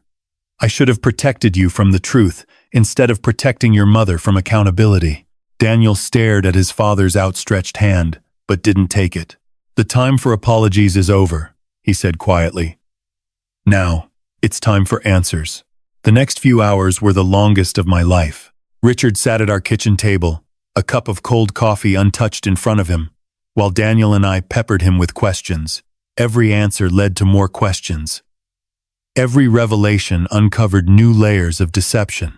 When did you first realize something was really wrong? Daniel asked. When did you know for certain that I wasn't the baby who was born that night? Richard stared into his coffee cup as if searching for answers in its murky depths. It happened when you were 5 years old. Your kindergarten class did a unit on genetics, the basics, you know. Eye color, hair color. Traits that get passed down from parents. He looked up at Daniel, his eyes haunted. You came home from school and asked why your eyes were blue when Mommy's eyes were brown. Margaret's eyes are brown, you see. Dark brown, almost black. And mine are hazel. But yours, he gestured toward Daniel's face. Yours are that striking, vivid blue. The kind of blue that doesn't just happen. Blue eyes can skip generations, I offered. Recessive genes. That's what Margaret told him. That's what she told me when I brought it up later that night. Richard shook his head slowly. But I started paying attention after that, looking for similarities, for family resemblances, and the more I looked, the more I noticed things that didn't add up. Like what? Daniel is 6'2". I'm 5'9". Margaret is barely 5'4". Neither of our families have anyone over 6 feet. Richard ticked off the inconsistencies on his fingers. Daniel's bone structure is completely different from ours. His hairline, the shape of his ears, the way he walks, none of it matches anyone in the Morrison family tree. Daniel had gone very still. You never mentioned any of this. How could I? Margaret had created this perfect fiction, and she guarded it fiercely. Any time I tried to bring up the past, she would shut down completely. She'd go cold and distant for days, sometimes weeks. After a while, I learned not to ask. But you kept investigating, I said. You mentioned looking for records. Richard nodded. Quietly, carefully. Over the years, I made discreet inquiries, checked public records, looked for news stories about missing babies from around that time. But 1990 was before widespread digital records. Most information from that era is still buried in paper files somewhere, if it exists at all. What about the hospital? Daniel asked. Seattle General must have records of births from March 1990. I tried to access them about 15 years ago. Told them I needed medical history for insurance purposes. They said the records from that period were incomplete. Several files from the maternity ward had been lost or destroyed during a renovation in 1995. Convenient, Daniel muttered. Too convenient. I've always suspected Margaret had something to do with it. She still had friends at the hospital back then, colleagues who might have helped her tidy up any loose ends. The implications of that statement settled over us like a shroud. Margaret hadn't just stolen a baby in a moment of grief-induced madness. She had covered her tracks systematically over years, destroying evidence, manipulating records, constructing an elaborate fiction that had survived for 3.5 decades. Dad. Daniel leaned forward, his voice intense. In all your searching, did you ever find any record of another baby born that night? Another family whose child might have gone missing? Richard hesitated. The hesitation lasted just a beat too long. You found something, I said. What was it? I'm not certain it's connected. It might be nothing. Tell us anyway. Richard reached into his jacket pocket and withdrew a folded piece of paper. He smoothed it out on the table, and I saw it was a newspaper clipping faded print on brittle paper, the kind of artifact from a pre-internet era. I found this in the archives of the Seattle Times about 10 years ago, he said. I've kept it hidden ever since. Daniel picked up the clipping, and I read over his shoulder. The headline made my blood run cold. Asterisk, asterisk. Newborn. Vanishes. From Seattle General Hospital. Asterisk, asterisk, asterisk, asterisk. Family pleads for information in mysterious disappearance. Asterisk, asterisk. The article was dated the 20th of March, 1995, days after Daniel's supposed birth. It described a baby boy who had been taken from the maternity ward in the early morning hours of March 15th. The parents, whose names were withheld to protect their privacy, had been asleep when their son was removed from the nursery bassinet. Hospital security had no explanation for how the baby had been taken without detection. March 15th, Daniel said, his voice barely above a whisper. The same night. The same night, Richard confirmed. The same hospital. The same ward where Margaret worked for 15 years. I looked at the clipping again, searching for any detail that might help. It says the family's names were withheld. Were there any follow-up stories? Any information about who the parents were? A few updates over the next year, police investigations, public appeals for information. Then the coverage stopped. Cold case, I assume. The trail went dead, but the family would still be out there, Daniel said slowly. If their baby was stolen 35 years ago, they might still be looking. They might still be hoping. Richard nodded, fresh tears welling in his eyes. That's what's haunted me all these years. Somewhere out there might be a mother and father who lost their son the same night I lost mine. They've spent 35 years wondering what happened to their baby, grieving a child they never got to raise. He reached across the table and gripped Daniel's hand. And all this time, their son has been living in my house, calling another woman Mom, building a life based on a lie he didn't even know existed. Daniel stared at the newspaper clipping, his face a mask of conflicting emotions. Then he looked up at his father, the man who had raised him, loved him, and ultimately failed him. I need to find them, he said. My biological family. I need to know who I really am. Richard nodded slowly. I know, and I'll help you, Daniel. Whatever it takes, whatever it costs, I'll help you find the truth. It was a start. A small redemption for decades of silence. But as I looked at the date on that newspaper, clipping the 20th of March 1990, I realized we were about to open wounds that had been festering for 35 years. And some wounds, once opened, can never fully heal. That night, after Richard left and Lily was asleep in her nursery, Daniel and I sat together on our bed. The newspaper clipping spread between us like a map to a place neither of us wanted to go. Why didn't he tell me sooner? Daniel asked for the 100th time. 30 years. He had 30 years to find the courage, and he never did. He was protecting Margaret. He was protecting himself.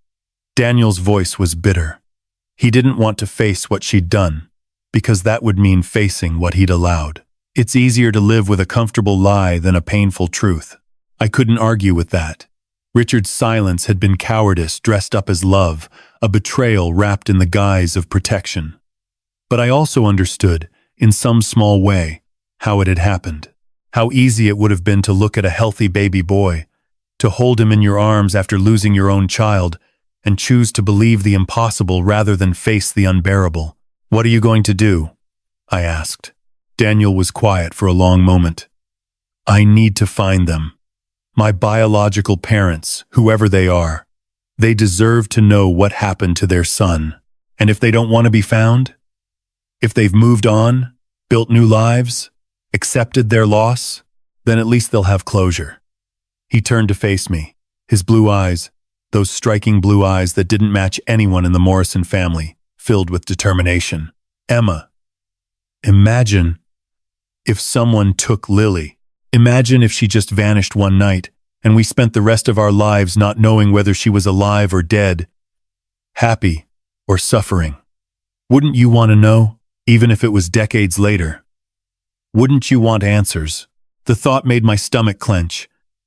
I looked toward the nursery where our daughter slept, perfect and innocent, and completely unaware of the chaos surrounding her birth. "Yes," I whispered. "I would want to know. Then I have to do this. Not just for me, for them.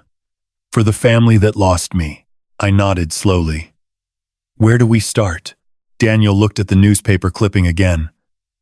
"The article says the family's names were withheld, but there might be other records, police reports, hospital files, something that slipped through Margaret's cleanup." Richard said the hospital records were incomplete. Incomplete isn't the same as destroyed. And there must be police records somewhere. A missing baby would have triggered a major investigation. We could hire a private investigator, someone who knows how to find cold case files. That could take months. Years, even. Daniel shook his head. "I want to try something else first." "What?" He reached for his laptop, opening it on the bed between us. The article mentions that the family made public appeals for information. If they were desperate enough to go to the media in 1990, they might still be looking now. There are websites, databases, registries for people searching for missing family members. You think they might have listed themselves somewhere? It's worth checking. He began typing, his fingers moving quickly over the keyboard. There's a national registry for missing children, an adoption reunion database, several DNA matching services. If my biological family has been searching for me, they might have left a trail. For the next 2 hours, we searched. We combed through database after database, registry after registry, looking for any mention of a baby boy who went missing from Seattle General Hospital in March 1990. We found hundreds of heartbreaking cases, children lost to kidnapping, runaways, custody disputes, but nothing that matched Daniel's specific circumstances. Until we found the Blackwood Foundation. It was a small nonprofit organization based in Seattle, dedicated to supporting families of missing children. The website featured resources for parents, information about ongoing investigations, and a memorial page listing children who had never been found. And at the top of the memorial page, in a place of honor, was a single entry, asterisk, asterisk, James Thomas Blackwood, asterisk, asterisk, asterisk, asterisk, born the 15th of March, 1990, asterisk, asterisk, asterisk, asterisk, missing since the 15th of March, 1990, asterisk, asterisk, missing 7, missing 7, asterisk, asterisk, Seattle General Hospital, asterisk, asterisk. Beneath the entry was a photograph, a newborn baby, barely hours old, with a tuft of dark hair and eyes squeezed shut against the light. And next to the photograph was a message, asterisk. We have never stopped searching. We will never stop hoping. If you have any information about our son, please contact the Blackwood Foundation. No tip is too small. Our James is out there somewhere, and we will find him. Asterisk. Daniel stared at the screen, his face pale. "Blackwood," he said quietly. "James Blackwood." They're still looking. My voice came out as a whisper. After 35 years, they're still looking for their son. That's me. Daniel's hand trembled as he touched the screen. That baby in the picture, that's me. I'm James Blackwood. He clicked on the About section of the website, and a new page loaded. It showed two people, a distinguished man with silver hair and kind eyes, and a woman with delicate features and a sad smile. Beneath their photograph was a brief biography. Asterisk, Thomas and Catherine Blackwood founded the Blackwood Foundation in 1991, 1 year after their infant son James was abducted from Seattle General Hospital. Despite decades of investigation, James has never been found. The Blackwoods have dedicated their lives to supporting other families of missing children and maintaining hope that one day their son will come home. Asterisk. Asterisk. Not a day goes by that we don't think of James, says Catherine. We imagine what he might look like now, what kind of man he might have become. Wherever he is, we want him to know that we never forgot him. We never stopped loving him, and we will never, ever stop searching. Asterisk. Daniel closed the laptop with shaking hands. I have to contact them, he said. Daniel. Wait. I grabbed his arm. We should do another DNA test first. Make sure we're right before we get their hopes up. You saw the date. March 15th, 1990. The same hospital, the same night. It can't be a coincidence. It probably isn't. But these people have spent 35 years hoping and grieving. We owe it to them and to you to be absolutely certain before we turn their world upside down.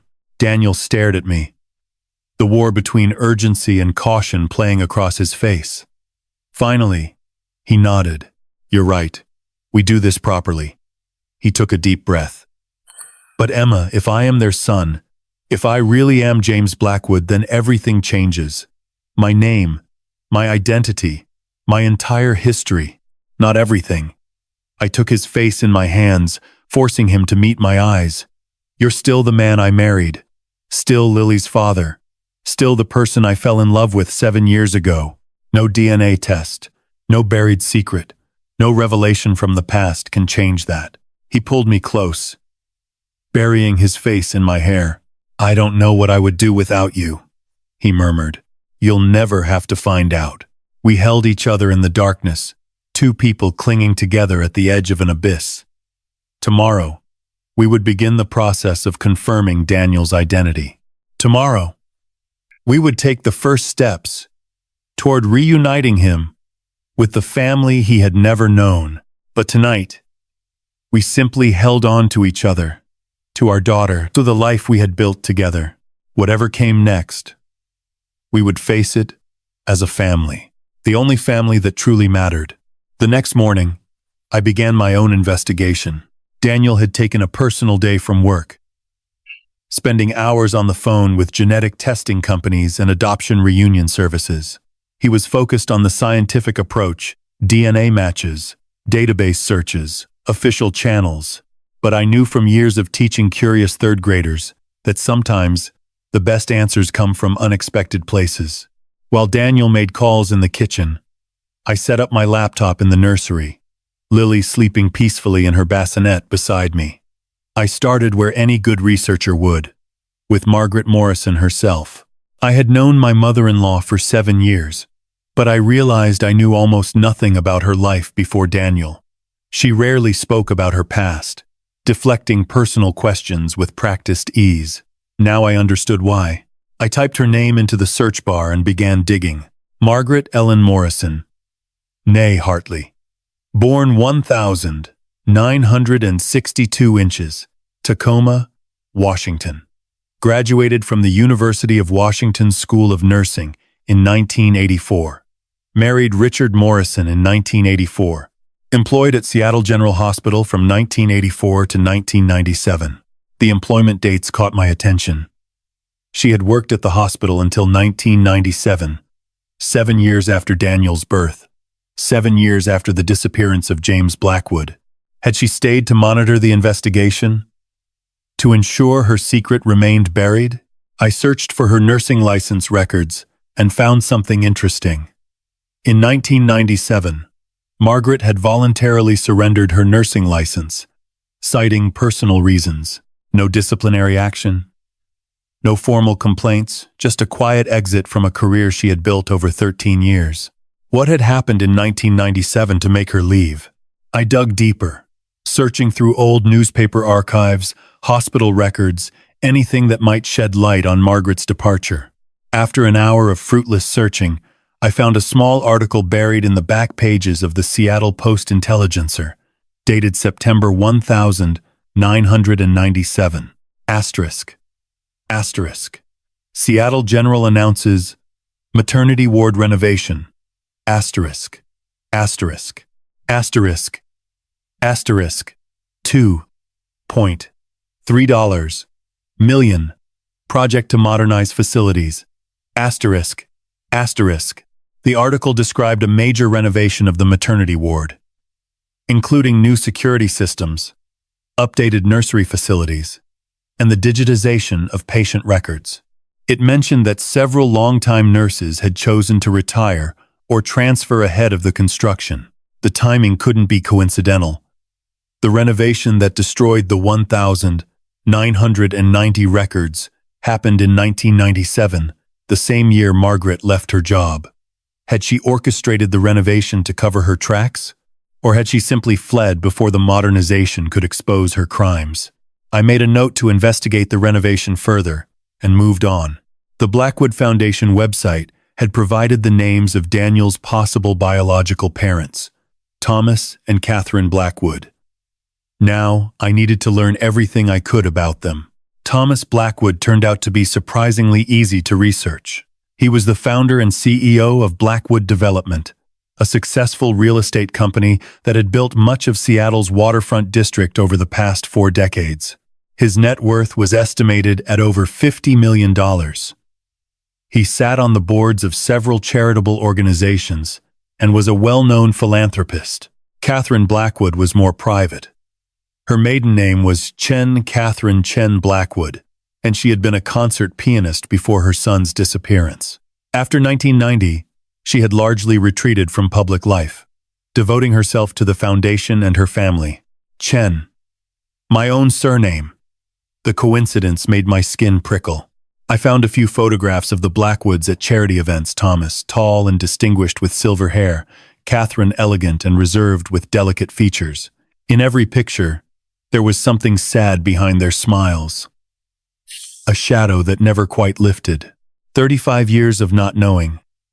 35 years of hope and heartbreak. I searched for more recent news and found something that made my heart stop. Asterisk. Blackwood family offers $1 million. Reward in cold case. Asterisk. The article was from just 3 years ago, a 30th anniversary appeal for information about James Blackwood's disappearance. The family had partnered with the National Center for Missing and Exploited Children to create an age progression image of what James might look like as an adult. I clicked on the image, and the breath left my lungs. The computer-generated face staring back at me was Daniel. Not exactly. Of course, the technology wasn't perfect, and 30 years of speculation couldn't capture every detail. But the bone structure, the shape of the eyes, the strong jaw, it was unmistakably my husband's face, reconstructed from baby photos and genetic predictions. The Blackwoods had known what their son would look like. They had created this image and plastered it across the internet, hoping against hope that someone would recognize him. And no one had. Because Daniel Morrison lived in a different world, with a different name, raised by people who had stolen him from his crib. Emma, I jumped, nearly knocking my laptop off the table. Daniel stood in the doorway, his phone clutched in his hand. What is it? What did you find? Wordlessly, I turned the laptop toward him. He stared at the age progression image at his own face, rendered by strangers who had never seen him grow up but had never stopped imagining what he might become. That's me, he whispered. It's you. I stood and crossed to him, taking his hands in mine. Daniel, They've been looking for you. Actively, desperately. For 35 years. They offered $1 million reward. They created this image and sent it everywhere, hoping someone would see it and recognize their son. Daniel's eyes filled with tears. They never gave up. No. They never gave up. He pulled me close, and I felt his whole body trembling. I have to go to them, he said into my hair. I have to tell them I'm alive. We will. But first, I pulled back to look at his face. First, we need to confirm everything with DNA, and we need to figure out what to do about Margaret. Daniel's expression hardened at the mention of his mother, the woman who had raised him, loved him in her twisted way, and stolen him from the family that had mourned him for 3 decades. Margaret can wait, he said coldly. Right now, I need to focus on the Blackwoods, on finding out who I really am. I nodded, understanding. The confrontation with Margaret would come. It was inevitable now. But first, Daniel needed to reclaim his stolen identity. First, he needed to become James Blackwood again. That afternoon, while Daniel coordinated with a DNA testing service that specialized in reuniting families, I continued my investigation into Margaret's past. The more I learned, the more disturbed I became. Margaret Hartley had graduated near the top of her nursing class in 1984. Her professors had described her as brilliant but intense, a perfectionist who demanded excellence from herself and everyone around her. She had specialized in labor and delivery, drawn to the miracle of birth with a passion that bordered on obsession. I found her employee records through a contact at Seattle General, a friend of a friend who owed me a favor and didn't ask too many questions. The records painted a picture of a dedicated nurse, well-liked by patients and respected by colleagues. Her evaluations were consistently excellent, her attendance impeccable, her skills beyond reproach, until 1989. That year, Margaret's performance reviews began to show cracks. Notes from her supervisor mentioned emotional volatility, difficulty maintaining professional boundaries with patients, and increased absenteeism due to personal issues. The issues, I knew now, were the failed fertility treatments, the miscarriages, the desperate hope that crumbled month after month. But it was the final entry in her personnel file that made my blood run cold. The 20th of March 1995. Days after Daniel's birth, Margaret had been placed on administrative leave, pending investigation into irregularities in the maternity ward. The investigation had been closed 2 weeks later with no action taken, and Margaret had returned to work as if nothing had happened. Irregularities. The word was so clinical, so sterile. It said nothing about a baby stolen from his crib, a family torn apart, a crime that would echo across decades. Someone had protected her. Someone had made the investigation disappear. I needed to find out who. The hospital administrator in 1990 had been a man named Dr. Harold Jameson, long since retired, possibly deceased. I searched for his name and found an obituary from 2015. Dead end. The head of nursing had been a woman named Patricia Reeves. She had left Seattle General in 1998 and moved to Arizona. I found a phone number listed in a Scottsdale directory and made a note to call her later. But the most interesting name I found was in the security logs from the 15th of March, 1990 logs that Richard had somehow obtained during his own years of secret investigation and had given us before he left. The night security guard on duty in the maternity ward had been a man named George Hartley. Hartley, Margaret's maiden name. I cross-referenced the name and confirmed my suspicion. George Hartley was Margaret's younger brother. He had worked security at Seattle General from 1988 to 1991, then abruptly quit and moved to Alaska, where he had worked on fishing boats until his death in a 2003 accident. Margaret's own brother had been guarding the maternity ward the night James Blackwood disappeared. The conspiracy was deeper than I had imagined.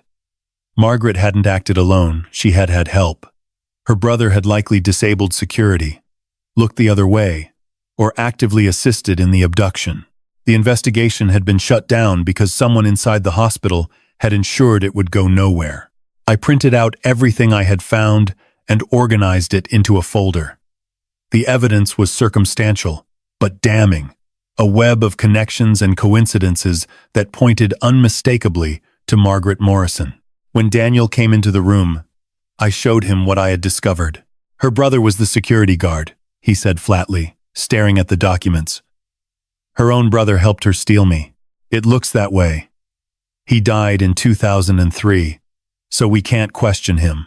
But there might be others who knew colleagues, friends, people who suspected something but never came forward. Patricia Reeves, the head nurse. She's still alive. Living in Arizona. I was thinking about calling her. Daniel shook his head. Don't call. If she knows something, she might tip off Margaret. We need to approach this carefully. What do you suggest? We go to Arizona. In person. Catch her off guard and get her to talk before she has time to prepare a story. It was a bold plan and potentially expensive, but I could see the determination in Daniel's eyes, the need to understand every detail of the crime that had shaped his entire life. What about the DNA test? I asked. The kit arrives tomorrow. We take the samples, send them off, and fly to Arizona while we wait for results. By the time we get back, we'll know for certain whether I'm James Blackwood. And if you are, Daniel's jaw tightened. Then we go to the police. We tell the Blackwoods, and we make sure my mother. He stopped, correcting himself. Margaret. We make sure Margaret faces justice for what she did. I reached out and took his hand. Are you sure you're ready for this? Once we start down this path, there's no going back. Your whole life is going to change. My whole life was already a lie, Emma. I'd rather face a painful truth than live with a comfortable deception. He squeezed my fingers. Besides, I have you. I have Lily. Whatever happens with the Blackwoods, whatever comes out about Margaret, I still have my real family. The family I chose. I pulled him into a hug, holding him tight. Then let's do this, I said. Let's find out the truth. 2 days later, we were on a plane to Scottsdale, Arizona, Lily sleeping in my arms and a folder full of evidence in Daniel's carry-on bag. Patricia Reeves had no idea we were coming, and she had no idea that the secret she had helped bury 35 years ago was about to be unearthed. Patricia Reeves lived in a modest, adobe-style house on the outskirts of Scottsdale, surrounded by cacti and dusty landscaping. The desert heat hit us like a wall when we stepped out of our rental car, a stark contrast to Seattle's perpetual gray drizzle. Are you sure about this? I asked, adjusting Lily in her carrier. We don't even know if she'll talk to us. She'll talk. Daniel's voice was grim. Once she sees what we know, she won't have a choice. We walked up the gravel path to the front door. Daniel rang the bell, and we waited in the blazing sun, sweat already beading on our foreheads. The door opened to reveal a woman in her early 70s. Gray hair pulled back in a loose bun, reading glasses perched on her nose. She looked like someone's grandmother, soft, unthreatening. The kind of person who baked cookies and doted on grandchildren.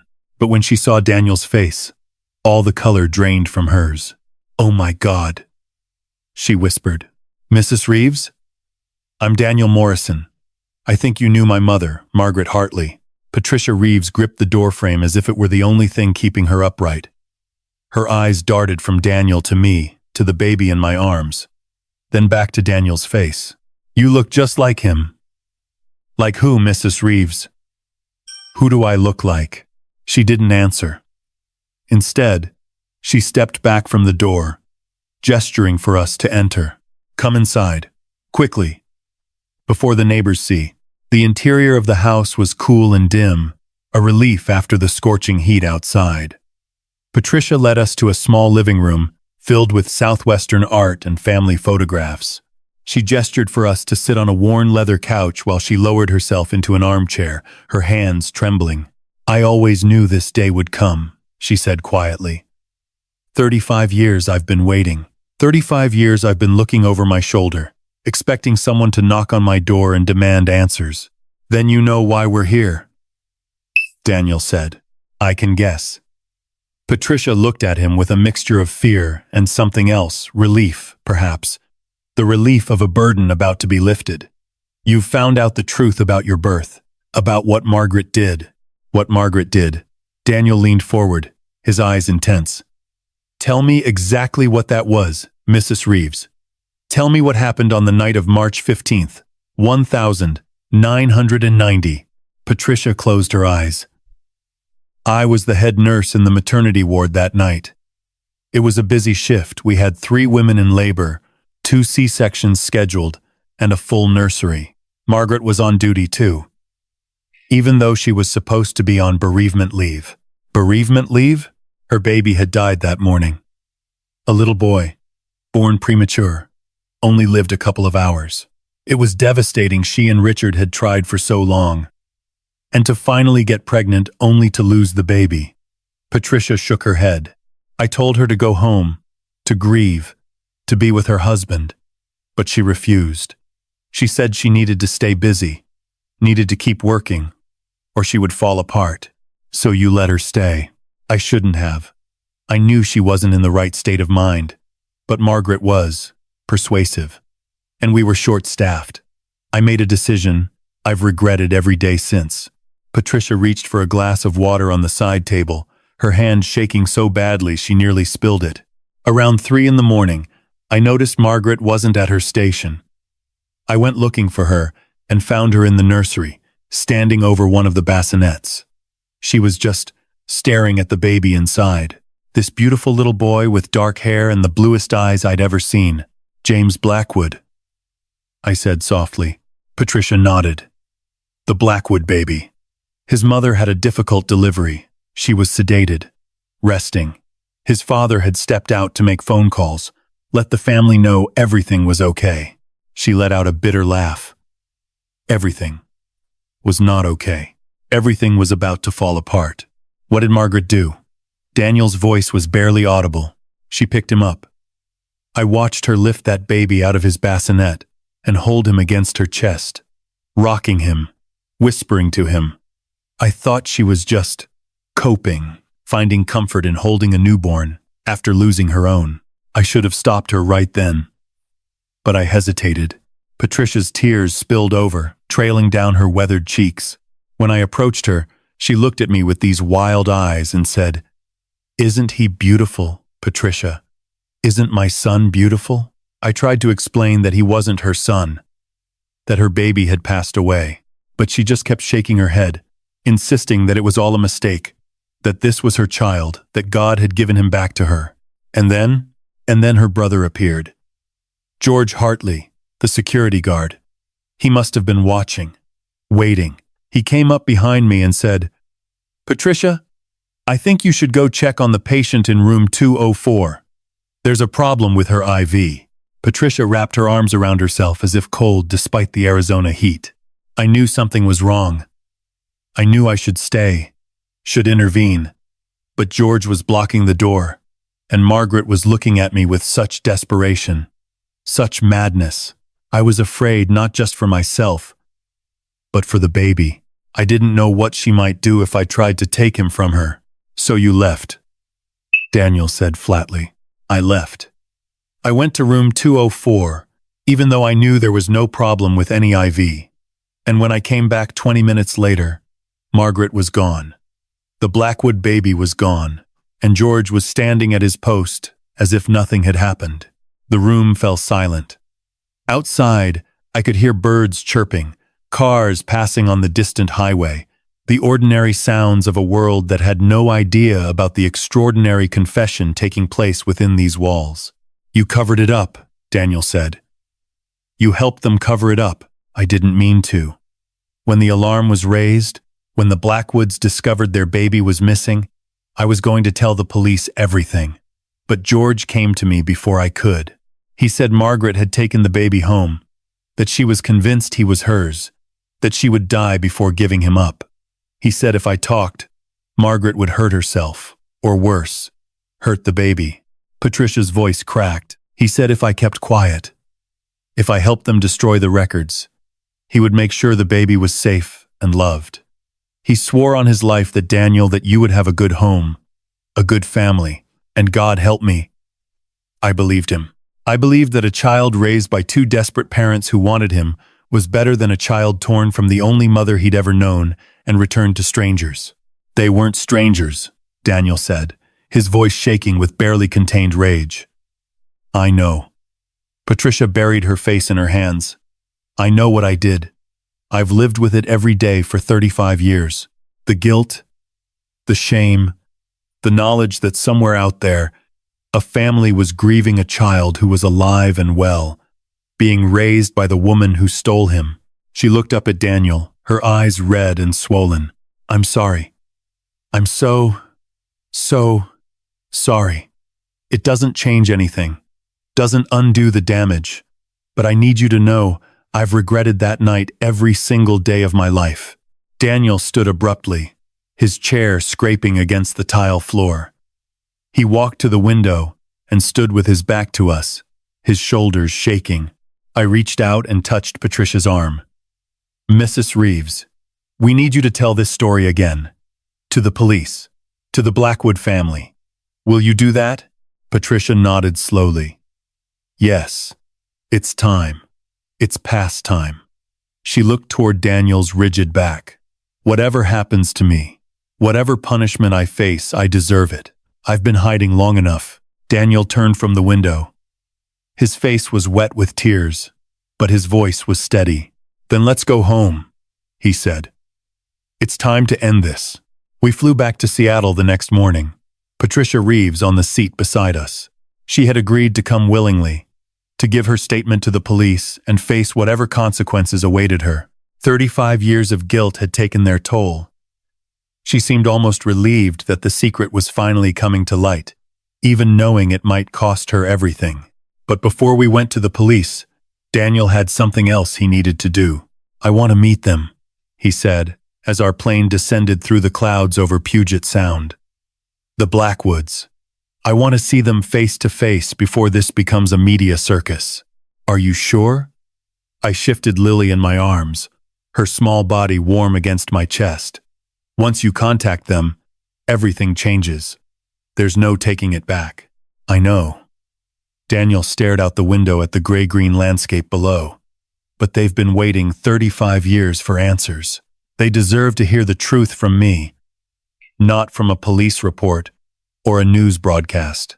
I couldn't argue with that. The Blackwoods had built their entire lives around the hope of finding their son. They deserved to meet him as a person, not as a case file. We dropped Patricia at a hotel downtown with instructions to stay put until we contacted her. Then we drove to the address I had found during my research, a stately home in the Madison Park neighborhood, overlooking Lake Washington. The house was beautiful in an understated way, all clean lines and large windows designed to capture the view. A well-maintained garden surrounded the property, and a bronze sculpture of a mother holding an infant stood near the entrance. A memorial, I realized, to the son they had lost. Daniel sat in the car for a long moment, staring at the house. What if they don't believe me? He asked quietly. Then we show them the DNA results. The test had come back while we were in Arizona, confirming what we already suspected. Daniel shared genetic markers consistent with being the biological child of Thomas and Catherine Blackwood. The science doesn't lie. The science. Daniel laughed bitterly. A few months ago, it also proved that you have a family out there who never stopped looking for you. That's not nothing. Daniel, he nodded slowly, then opened the car door. Stay here with Lily. I need to do this part alone. I watched him walk up the stone path to the front door, his shoulders squared, his stride purposeful despite the fear I knew he must be feeling. The door opened. From my vantage point in the car, I could see the woman who answered Catherine Blackwood. Older than her photographs but still elegant, her silver hair swept back from a face lined with years of sorrow. She looked at Daniel with polite curiosity, the expression of someone greeting an unexpected visitor. Then her hand flew to her mouth. Even from 50 feet away, I could see her legs buckle. Daniel caught her arm, steadying her, and I heard her cry out a sound of pure, raw emotion that cut through the quiet neighborhood like a knife. "Thomas!" she screamed. "Thomas!" A man appeared behind her, tall, distinguished, his silver hair matching hers. He looked at Daniel, and I watched the same recognition dawn on his face, the same shock, the same disbelief, the same desperate hope. "James?" His voice cracked on the name. "Is it? Are you?" Daniel nodded, tears streaming down his face. "I think so. I'm sorry. I know this is a shock, but I just found out myself and I needed to." He didn't get to finish the sentence. Catherine Blackwood pulled him into a fierce embrace, sobbing against his chest. Thomas wrapped his arms around both of them, his own tears falling freely. I sat in the car, watching this family reunite after 35 years of separation, and felt my own eyes burn with tears. They stood like that for a long time, three people bound by blood and loss and the impossible miracle of reunion. Neighbors came out onto their porches to stare, but no one approached. Some moments are too sacred to interrupt. Finally, Catherine pulled back, her hands cupping Daniel's face, as if she couldn't quite believe he was real. "Come inside," she said, her voice thick with emotion. "Please, we have so much to talk about." Daniel glanced back at the car, at me, and Lily waiting in the passenger seat. He gestured for us to join them. I unbuckled Lily from her car seat and walked up the path on shaking legs. Catherine's eyes widened when she saw the baby in my arms. "This is my wife, Emma," Daniel said. "And our daughter, Lily. She's your granddaughter." Catherine let out a sound that was half laugh, half sob. "A granddaughter. Thomas! We have a granddaughter." Thomas Blackwood stepped forward, his eyes glistening. "May I?" he asked, gesturing toward Lily. I nodded and carefully transferred my daughter into her grandfather's arms. A grandfather she had never known existed until this moment. Thomas held Lily with the reverence of a man cradling something precious. "I've been waiting to meet you for a very, very long time." We went inside, settling into a living room filled with photographs. Photographs of a baby boy who had vanished, of the years that followed, of a family that had refused to let go of hope. Catherine served tea with trembling hands, while Thomas held Lily, and Daniel began to explain everything. The DNA test, Margaret's demand, the anomaly that had unraveled 35 years of lies. "We always knew someone inside the hospital must have been involved," Thomas said when Daniel described Margaret's role as a nurse in the maternity ward. The security footage from that night was corrupted. The records, incomplete. Someone had covered their tracks, and we could never prove who. "Her brother was the security guard," Daniel said. "George Hartley. He helped her take me." Catherine closed her eyes. "All these years, you were right here, in Seattle, living just miles away from us. I didn't know. I had no idea I was anyone other than Daniel Morrison. He stopped, correcting himself. "Margaret raised me as her own.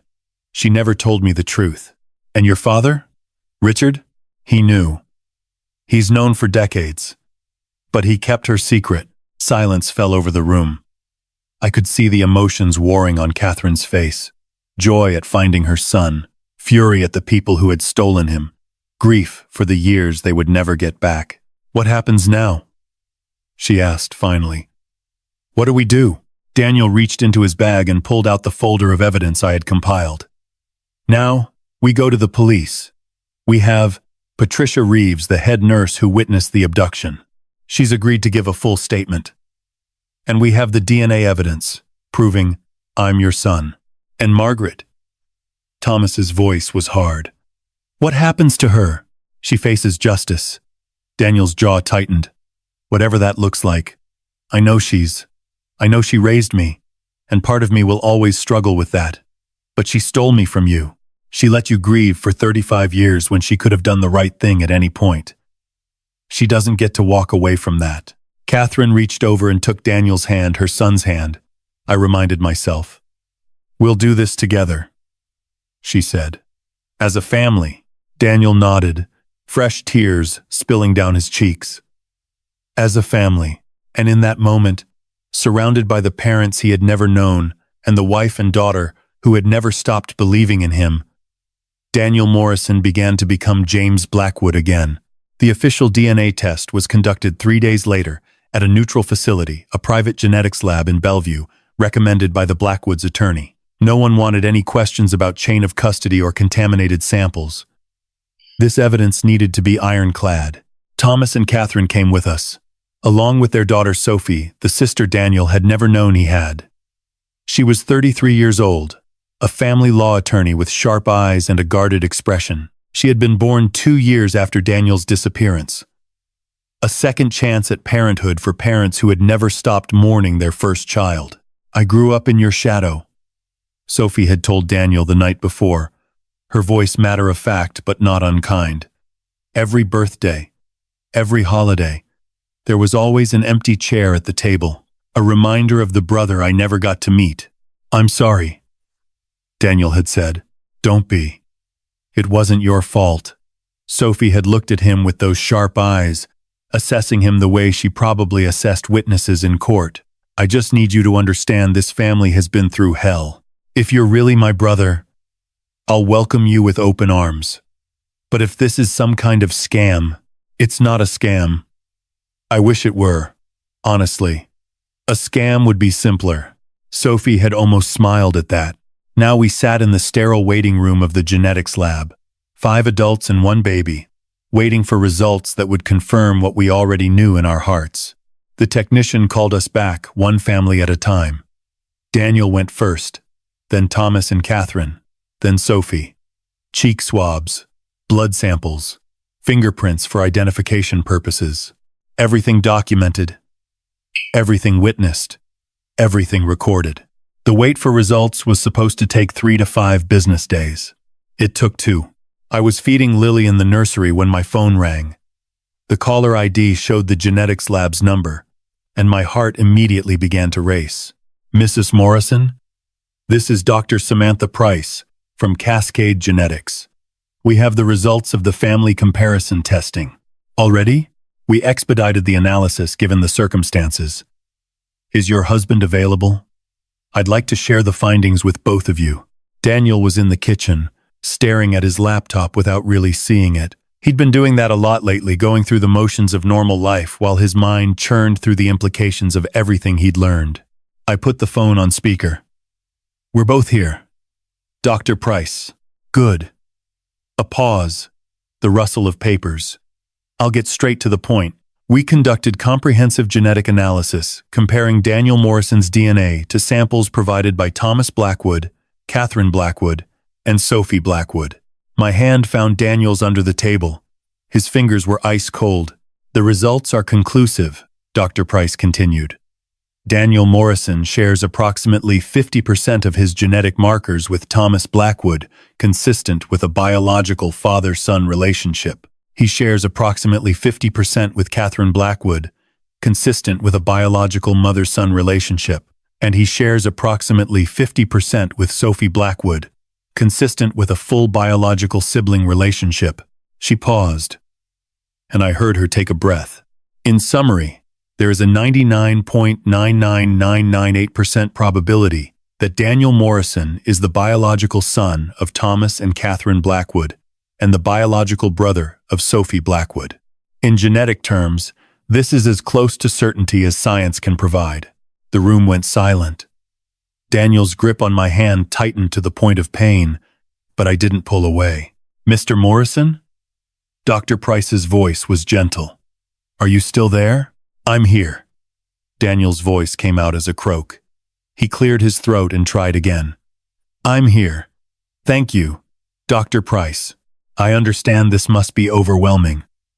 We offer counseling services, if you..." "Thank you. We'll be in touch." He ended the call and sat motionless, staring at the phone in his hand. "It's real," he whispered. "It's actually real. I'm James Blackwood." "You're James Blackwood," I confirmed softly. "I have parents. Living parents who've been looking for me for 35 years. I have a sister. I have..." His voice broke. "I have a whole life I never knew about. A whole identity that was stolen from me before I could even form memories. I pulled him into my arms, holding him as he shook with sobs that seemed to come from somewhere deep inside, decades of buried grief, of questions never asked, of a self he had never known existed. "It's okay," I murmured into his hair. "Let it out. I've got you." We sat like that for a long time, my husband crying in my arms like a child, mourning the life he could have had while trying to make sense of the life he'd been given. Finally, he pulled back, wiping his eyes with the back of his hand. "I need to tell them. The Blackwoods. They need to know the results are official. They probably already do. Dr. Price would have called them too." As if on cue, Daniel's phone buzzed. Asterisk. "We just got the call. You're really our son. Can we see you? Please." Asterisk. Daniel stared at the message, his thumb hovering over the screen. "What do I say?" "Whatever feels right." He typed slowly, carefully. Asterisk. "I'm coming over. We have a lot to talk about." Asterisk. Catherine's response was immediate. Asterisk. "We'll be waiting. We've been waiting for 35 years. A few more minutes won't matter." Asterisk. Daniel pocketed his phone and looked at me with red-rimmed eyes. "Will you come with me?" "I don't think I can do this alone. You never have to do anything alone." I stood and offered him my hand. "Let's go, meet your family." We loaded Lily into her car seat and drove across the city to the Blackwood house. The sun was setting over Lake Washington, painting the sky in shades of orange and pink, and I thought about all the sunsets the Blackwoods had watched from their windows, wondering if their son was out there somewhere, seeing the same sky. Now they knew he was. Thomas met us at the door, his face wet with tears he wasn't trying to hide. "James," he said, the name still unfamiliar, still strange on his lips. "Welcome home, son." And Daniel James walked into his father's arms for the first time in 35 years. The Blackwood living room had been transformed. Where before there had been photographs of a lost baby and somber memorials to a missing child, now there were albums spread across every surface. Decades of memories laid out like an offering. Catherine had pulled out everything. Pictures from their wedding, Thomas's childhood home, generations of Blackwoods stretching back to the early 1900s. "We wanted you to see where you come from," she explained, her voice trembling with emotion. "We wanted you to know your history." Daniel James. I had to start thinking of him. As James sat on the couch between his biological parents, Lily sleeping peacefully in Catherine's arms. Sophie sat across from them. Her guarded expression finally softened into something approaching acceptance.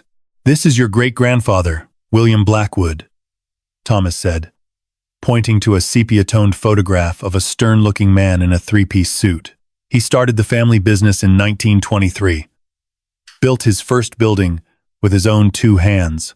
And this is your grandmother, my mother," Catherine added, showing him a picture of an elegant woman with dark hair and familiar blue eyes. She was a concert pianist, like I was. She died in 2005, but she never stopped hoping we'd find you. Her last words were, "Tell James, I love him when you find him." James stared at the photograph, at the grandmother he would never meet, and I saw fresh tears gathering in his eyes. "I'm sorry," he whispered. "I'm sorry. I couldn't know her." "It's not your fault," Thomas said firmly. "None of this is your fault. You were a baby. You had no control over what happened to you. I know. But still, all these years, all these people who loved me, who missed me, and I was just living my life across town, completely oblivious." He shook his head. "Margaret even brought me to events where you might have been. Charity galas, community fundraisers. We could have crossed paths 100 times. We probably did," Catherine said quietly. "I used to look at every young man I passed on the street, wondering if he could be you, wondering if I would recognize my own son if I saw him. Would you have recognized me?" Catherine reached out and touched his face, tracing the line of his jaw, the shape of his brow. "I think so," she said softly. "You have my father's chin." Thomas's eyes, my mother's nose. The pieces were always there. I just didn't know where to look. Sophie cleared her throat. We should talk about what happens next. The practical matters. Sophie. Thomas started. No, Dad. She's right, James said. There are legal issues we need to address. My identity.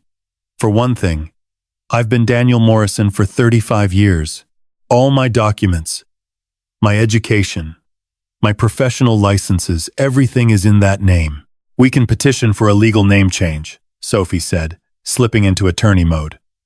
You can become James Blackwood legally, if that's what you want.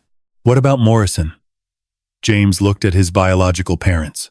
I know he's not my real father. Not biologically, but Richard raised me. He loved me. He was a coward who let his wife commit a terrible crime. But he was also the man who taught me to ride a bike and helped me with my homework and walked me to my first day of school. The room went quiet. I could see the conflict on Thomas's face, the desire to reclaim his son completely warring with the understanding that 35 years of history couldn't simply be erased. I can't tell you what to feel about Richard Morrison, Thomas finally said. I want to hate him. God knows, I've spent enough years hating whoever took you from us. But you're right that he was your father in every practical sense. Whatever relationship you choose to have with him going forward, that's your decision to make. And the name? Catherine spoke up. When you were born, we named you James Thomas Blackwood. James for my father, Thomas for yours. But you've been Daniel for 35 years. That identity is part of you too. She reached over and took his hand. Whatever you choose to call yourself, you're still our son. That's what matters. Not the name on your birth certificate. James nodded slowly, absorbing her words. I think I need time to figure out who I am now. I've been Daniel Morrison my whole life. And finding out that was a lie, it's like the ground shifted under my feet. I don't know where I stand anymore. You stand with us, Thomas said firmly. With your family.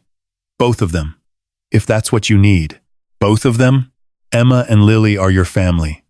Richard, for all his failures, was your family too. And now, we're your family. Thomas's voice was thick with emotion. You don't have to choose between us, James. You don't have to cut anyone out to make room for anyone else.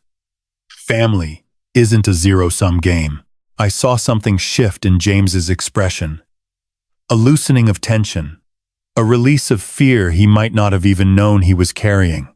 Thank you, he said quietly. I wasn't sure how you'd feel about me having divided loyalties. After 35 years of searching, you think we'd turn you away because you love the people who raised you? Catherine laughed softly. We're just grateful you're here. Everything else, we can figure out together. Sophie stood and crossed to the couch, sitting on the arm next to her brother. For what it's worth, she said. I'm glad you're not some bitter stranger who hates everyone connected to your kidnapping. It would have made family dinners really awkward. James let out a surprised laugh, the first genuine laugh I'd heard from him in days. Is that your way of saying you accept me? It's my way of saying I'm willing to give this a shot. Sophie's expression softened. I've spent my whole life as an only child who wasn't really an only child. It'll take some getting used to. Having a brother, but I think I'd like to try. I'd like that too. They looked at each other, these two strangers bound by blood, separated by circumstance, trying to build something new from the wreckage of the past. It wasn't a fairy tale reunion.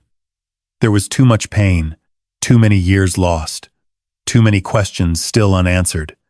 But it was a beginning, and sometimes a beginning is enough. The time had come to face Margaret. We had gathered our evidence, confirmed the DNA match, and secured Patricia Reeves's willingness to testify. The Blackwoods had contacted their attorney, who had reached out to the Seattle Police Department's cold case unit. Detective Maria Santos, a veteran investigator with 20 years of experience, had been assigned to the case. But before the police made their move, James needed closure. He needed to look the woman who had stolen him in the eye and hear her admit what she had done. This is a bad idea, Sophie said when James told her his plan. You should let the police handle it. Confronting her could compromise the case. I don't care about the case. James's voice was hard. I care about the truth. I've spent 35 years believing a lie. I need to hear her say it. I need to hear Margaret admit that she stole me, that everything she told me about my birth, my childhood, my identity was fabricated. And if she denies it, if she doubles down on the lie, then at least I'll know I tried. He looked at me, seeking support. Emma, tell her. Tell her I need to do this. I hesitated. Part of me agreed with Sophie confronting Margaret was risky, potentially dangerous. The woman had already proven herself capable of desperate acts. Who knew what she might do when cornered? But I also understood James's need for answers. For 35 years, Margaret had controlled the narrative. She had decided what he knew, what he believed, who he thought he was. This confrontation was about more than just extracting a confession. It was about James reclaiming his own story. I think he needs to do this, I said finally. But not alone. I'm coming with you. So am I, Thomas said firmly. Catherine nodded beside him. This isn't a family outing, Sophie protested. No, it's a reckoning, Thomas replied. And we've waited 35 years for it. We drove to the Morrison house the next afternoon. James, me, Thomas, Catherine, and Sophie, in a grim caravan of 2 cars. Lily stayed home with Mrs. Patterson, safely removed from what was about to unfold. The Tudor house looked the same as always, stately, proper. James rang the doorbell. Richard answered, his face pale and drawn. He had aged years in the weeks since his confession, the weight of decades of guilt finally crushing him from within. Daniel, he said, his eyes flicking to the people standing behind his son. What? What is this? We need to talk to Margaret. James said, all of us. It's time to end this. Richard's gaze landed on Thomas and Catherine Blackwood, and I watched understanding dawn on his features. He knew who they were. He had probably seen their faces in newspapers, on missing child posters, on the evening news during those desperate early days of searching. Oh God, he whispered. Oh my God. Let us in, Richard, James said quietly. Richard stepped aside without another word. We found Margaret in the living room, seated in her usual armchair with a cup of tea cooling on the side table. She was dressed impeccably, as always, cream-colored blouse, pearl earrings, silver hair perfectly styled. The portrait of a society matron with nothing to hide. Her expression when she saw us was priceless. First came shock, genuine, unguarded shock at the crowd of people filling her living room. Then recognition, as her eyes landed on Thomas and Catherine Blackwood. Then fury, as she understood what their presence meant. And finally, beneath all of it, fear. Get out of my house, she said, her voice trembling despite her attempt at authority. We have every right, James interrupted. We have DNA evidence. We have a witness. We have 35 years of lies that are finally about to be exposed. I don't know what you're talking about. Yes, you do. James stepped forward, and I saw Margaret shrink back in her chair. You know exactly what I'm talking about, Margaret. Or should I call you by your real title? Kidnapper, child thief, the woman who stole me from my parents and raised me as her own. That's absurd. You're my son. I gave birth to you. I have the stretch marks to prove it.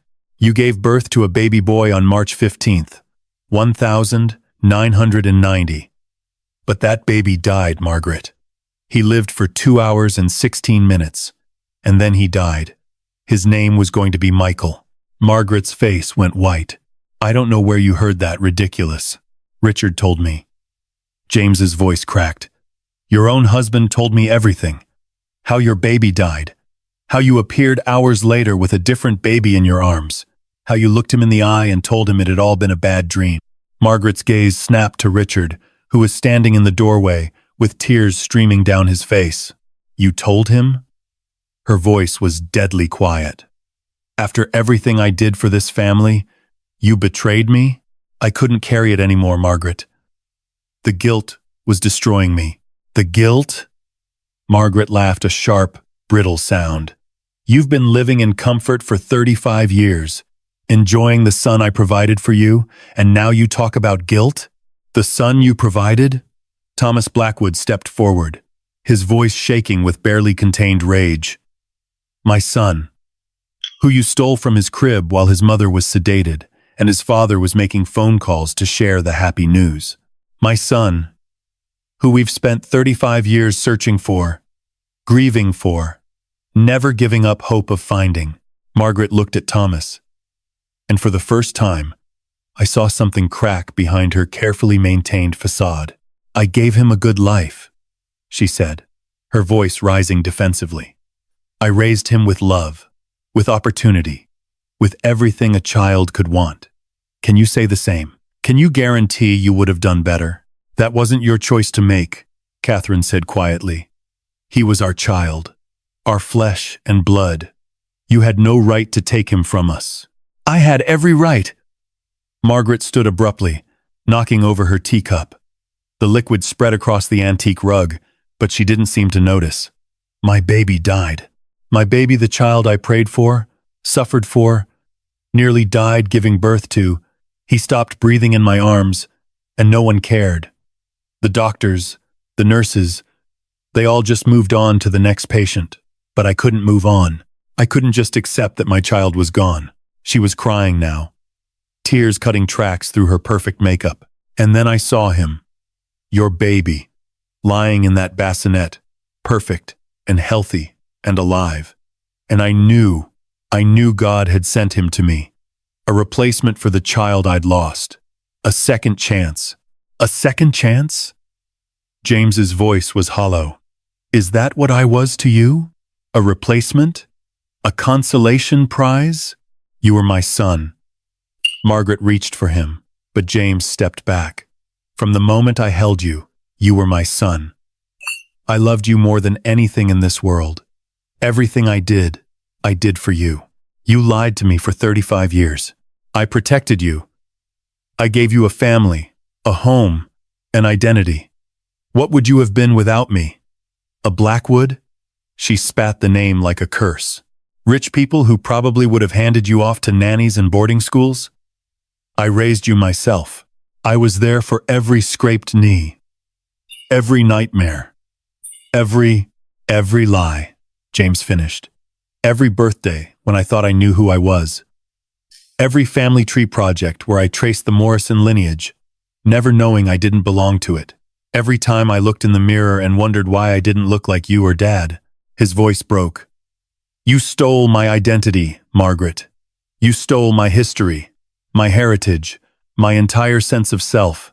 And you did it because you couldn't accept that your baby died. The room fell silent. Margaret stood in the middle of her elegant living room, surrounded by people who knew her darkest secret, her carefully constructed world crumbling around her. I'm sorry, she whispered. I'm sorry for all of it, but I can't regret taking you, James. I can't regret the life we had together. Then you haven't learned anything. James turned away from her. And I can't forgive you. He walked out of the house without looking back. The rest of us followed, leaving Margaret Morrison alone with the wreckage of her crimes. That night, James couldn't sleep. I found him in the nursery at 3 a.m, sitting in the rocking chair beside Lily's crib, watching our daughter sleep. Moonlight filtered through the curtains, casting silver shadows across the room. Couldn't sleep either? I asked softly, settling onto the floor beside his chair. Every time I close my eyes, I see her face. He didn't need to specify whose face. That moment when she finally admitted it, when she said she couldn't regret taking me. Like I was a thing, a possession, a replacement part for the child she lost. She's sick, James. What she did, you don't do that unless something is deeply broken inside you. I know. And part of me almost feels sorry for her. She lost a baby. That kind of grief. He trailed off, looking at Lily. I can't imagine losing her. The thought alone makes me want to scream. But she had a choice. Every day for 35 years, she had a choice. She could have confessed. could have done the right thing, could have reunited me with my real family. Instead, she doubled down on the lie. She built our entire relationship on a foundation of deception. He fell silent, and I let the quiet stretch between us. Some things couldn't be rushed. Grief, anger, the slow process of rebuilding a shattered sense of self. I keep thinking about that night, James finally said. March 15th, 1990. Trying to imagine what it must have been like. For the Blackwoods? For everyone. For my birth parents, sleeping peacefully while their son was being stolen. For Margaret, holding a dead baby 1 minute and a living one the next. For Richard, watching his wife lose her mind and not knowing how to stop it. He shook his head. I want to understand how it happened. The mechanics of it. Patricia gave us the broad strokes, but I need to know the details, because maybe if I understand, I can start to make peace with it. Right now, it's just this black hole in my history, a before and after, with nothing in between. I thought about what we had learned, the pieces of the puzzle we had assembled from Patricia's testimony, Richard's confession, Margaret's defensive admissions. There were still gaps, still questions that might never be answered, but we knew enough to reconstruct the general outline of that terrible night. Do you want me to tell you? I asked. What we know about what happened. James nodded slowly. Please. I took a breath and began. It started around 2 in the morning. Margaret had been on her feet for almost 20 hours. She wasn't supposed to be working, but she refused to go home after her baby died. Patricia said she was like a ghost, drifting through the ward, checking on babies that weren't hers. I paused, picturing the scene. A grief-stricken woman in nurse's scrubs, walking the quiet halls of a sleeping hospital. Your biological mother, Catherine, had given birth about 12 hours earlier. It was a difficult delivery. She lost a lot of blood and was heavily sedated. Thomas had been at her bedside all day, but eventually, exhaustion caught up with him. He went to the waiting room to rest and make some phone calls, leaving me alone in the nursery, with about a dozen other babies. Yes. The ward was busy that night, multiple births, not enough staff. The nurses were stretched thin. James closed his eyes. And Margaret's brother was the security guard. George was stationed at the nursery entrance. Patricia saw him talking to Margaret around 2:30 a.m., a hushed conversation that stopped the moment anyone approached. She thought it was strange, but she was too busy to follow up. What happened next? Margaret went into the nursery. Patricia saw her through the window, standing over your bassinet. You were awake, she said. Just lying there with your eyes open, not crying, not fussing. Margaret picked you up and held you against her chest. I heard James's breath catch, but I continued. Patricia approached, concerned. Margaret looked at her and said, Isn't my son beautiful? Patricia tried to correct her, tried to explain that you weren't her son, that her baby had died. But Margaret just smiled and said, No, you're confused. This is my baby. This has always been my baby. And Patricia let her go. Not exactly. She tried to intervene, but George appeared behind her. He made up some excuse about a patient needing attention, and Patricia, she was scared. James, she didn't know what Margaret might do if pushed too hard. So she left to check on the non-existent patient. And when she came back, you were gone. Margaret was gone. George was at his post, acting like nothing had happened. I reached up and took James's hand. Patricia raised the alarm about an hour later, when she couldn't deny any longer what she had witnessed. But by then, Margaret had already taken you home. She had already begun constructing the lie that would last 35 years. James was silent for a long time. She walked right out of the hospital with me. He finally said, Just picked me up and left. Like I was hers for the taking. The security footage was corrupted. George made sure of that. The records were incomplete. Margaret had access to the files. By the time anyone realized what had really happened, the trail had gone cold. And my parents, the Blackwoods, they woke up to find their son gone. Catherine came out of sedation around 6 in the morning. Thomas was with her. When they asked to see their baby, the nurses couldn't find you. The whole hospital went into lockdown, but it was too late. You had been gone for hours. I watched James absorb this information, watched him try to fit these pieces into the puzzle of his identity. They must have been terrified, he whispered. Waking up and finding out your child has vanished, not knowing if he's alive or dead, if you'll ever see him again. They never stopped looking. 35 years, James. They never gave up hope, and now they have me back. He looked at Lily, peacefully sleeping in her crib, and I have them. Against all odds. After everything Margaret did to keep us apart, we found each other. You found each other. I agreed. James stood and leaned over the crib, gently brushing a strand of hair from Lily's forehead. I'm going to tell her someday, he said quietly. When she's old enough to understand. I'm going to tell her the whole story. Who I really am, where I came from, what Margaret did. I don't want any more secrets in this family. No more lies passed down from generation to generation. That sounds like a good plan.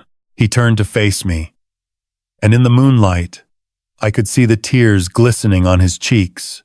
Thank you, Emma, for standing by me through all of this, for believing in me when everything I thought I knew turned out to be a lie. That's what family does. I stood and wrapped my arms around him. The real kind of family. The kind that's built on truth, not deception. He held me tight. And together, we watched our daughters sleep the next generation, untouched by the shadows of the past. Tomorrow, the police would arrest Margaret Morrison. Tomorrow, the 35-year nightmare would finally end. But tonight, we simply held each other and waited for dawn. The arrest happened at 7 in the morning. Detective Maria Santos led a team of 4 officers to the Morrison house, armed with a warrant for Margaret's arrest on charges of kidnapping, child abduction, and falsification of records. James had insisted on being there not to gloat, he said, but to see it through, to the end. We parked across the street and watched as the police cars pulled into the driveway. He stepped aside without protest, and the officers entered the house. 10 minutes later, Margaret emerged in handcuffs. She was still wearing her silk pajamas, her silver hair disheveled, her face bare of makeup. Without her careful armor of clothing and cosmetics, she looked small, vulnerable, old. Her eyes found James across the street, and for a moment, they simply stared at each other, the woman who had stolen him and the man he had become. I couldn't read her expression. Fury? Betrayal? Sorrow? Perhaps all three. Then the officers guided her into the back of a patrol car, and she was gone. James stood motionless, watching the car disappear around the corner. Are you okay? I asked. No. His voice was hollow. I thought I would feel something. Relief, satisfaction, closure, but I just feel empty. That's normal. She was your mother for 35 years, even if that relationship was built on a lie. Grief and anger can coexist with justice, can they? He turned to face me. Because right now, all I can think about is why. Why did she do it? What was going through her mind when she picked me up from that bassinet and decided to make me hers? You heard her yesterday. She said God sent you to her. A replacement for the baby she lost. That's not a reason. That's madness, dressed up as faith. James shook his head. I need to understand, Emma. Really understand. Not just the what or the how, but the why. What breaks a person so badly that they think stealing someone else's child is acceptable? Before I could respond, Richard appeared on the front steps of the house. He looked like a man who had aged decades overnight. Stooped, fragile, utterly defeated. Daniel, he called out. James, whatever you want to be called now. He hesitated. Can we talk? Please? James looked at me, and I nodded. Whatever Richard had to say, James needed to hear it. We crossed the street and followed Richard into the house. The living room still bore traces of yesterday's confrontation. The overturned teacup, the stained rug, chairs pushed out of place. Richard made no move to clean up. He simply sank into his armchair and buried his face in his hands. "I should have stopped her," he said, his voice muffled. 35 years ago, I should have called the police, told the truth, done the right thing. But I was weak. I was so goddamn weak. Why didn't you?" James sat across from him, his voice carefully controlled. "You knew she had stolen me. You knew there was a family out there grieving their lost child. Why did you stay silent?" Richard looked up, his eyes red-rimmed and haunted. "Because I loved her. Because I was afraid. Because by the time I fully understood what she had done, it was too late to undo it without destroying all of us." He took a shaky breath. "You have to understand what Margaret was like before that night. She was brilliant, vibrant, full of life. The years of trying to have a baby, the miscarriages, the failed treatments, they took a toll. She believed with absolute certainty that God would give us a child, that it was just a matter of time. And when your baby died, something snapped." Richard's voice cracked. "I watched it happen. One moment she was a grieving mother, devastated but rational. The next, she was someone else. Someone who looked at me with empty eyes and told me our son was fine." "Dissociation," I said quietly. "A psychological defense mechanism. When reality becomes too painful, the mind creates an alternative version. I didn't know what to call it then. I just knew my wife was broken, and I didn't know how to fix her." Richard wiped his eyes. "When she handed you to me that morning, this beautiful, healthy baby, and told me you were ours, I wanted it so badly that I convinced myself it was true. For how long? A few days. Maybe a week. Then the news started reporting on the missing Blackwood baby, and I saw the parents on television begging for information." Richard's voice dropped to a whisper. "I knew. In that moment, I knew exactly what Margaret had done, and I had to make a choice. You chose her. I chose us. The family we had become. I told myself that you were better off with parents who wanted you desperately than with strangers who might not love you as much. I told myself that exposing the truth would destroy Margaret, destroy our marriage, destroy you." He met James's eyes. "I told myself 1,000 lies to justify the one big lie at the center of everything." James was silent for a long moment. "Did you ever regret it?" he finally asked. "In all those years, all those moments when you could have told the truth, did you ever wish you had made a different choice?" "Every day." Richard's voice broke. "Every single day. But by the time the regret became unbearable, too much time had passed. You were 5, then 10, then 15. You had a life, an identity, friends, and dreams, and a future. How could I tear all that away? How could I tell you that the mother who tucked you in at night was actually the woman who had kidnapped you?" "So you stayed silent." "I stayed silent. And I hated myself for it. And I watched Margaret build her entire world around you, her perfect son, her miracle child, while the guilt ate me alive from the inside." Richard stood abruptly and crossed to a small desk in the corner. He opened a drawer and withdrew a worn leather journal. "Margaret doesn't know I have this," he said, handing it to James. "I found it years ago, hidden in her closet. It's her diary from 1990, from the months before and after. After it happened." James took the journal with trembling hands. "What's in it?" "The truth. The real why. Not the sanitized version she tells herself, but the raw, unfiltered thoughts of a woman losing her grip on reality." Richard's voice was barely audible. "Read it. Maybe it will help you understand." James opened the journal to a random page, his eyes scanning the faded handwriting. I watched his face as he read, watched the emotions flicker across his features. Horror, pity, rage, and finally, something that looked almost like understanding. "She was planning it," he said quietly. "Before her baby even died. She was already thinking about how she would get a replacement if something went wrong. Richard nodded slowly. Margaret's mind was breaking long before that night. The diary shows the progression, the desperation, the magical thinking, the gradual detachment from reality. By the time your baby died, she had already convinced herself that God owed her a child, and she was willing to take one if he didn't provide. James closed the journal and held it against his chest. "Thank you," he said, "for showing me this, for finally telling the truth.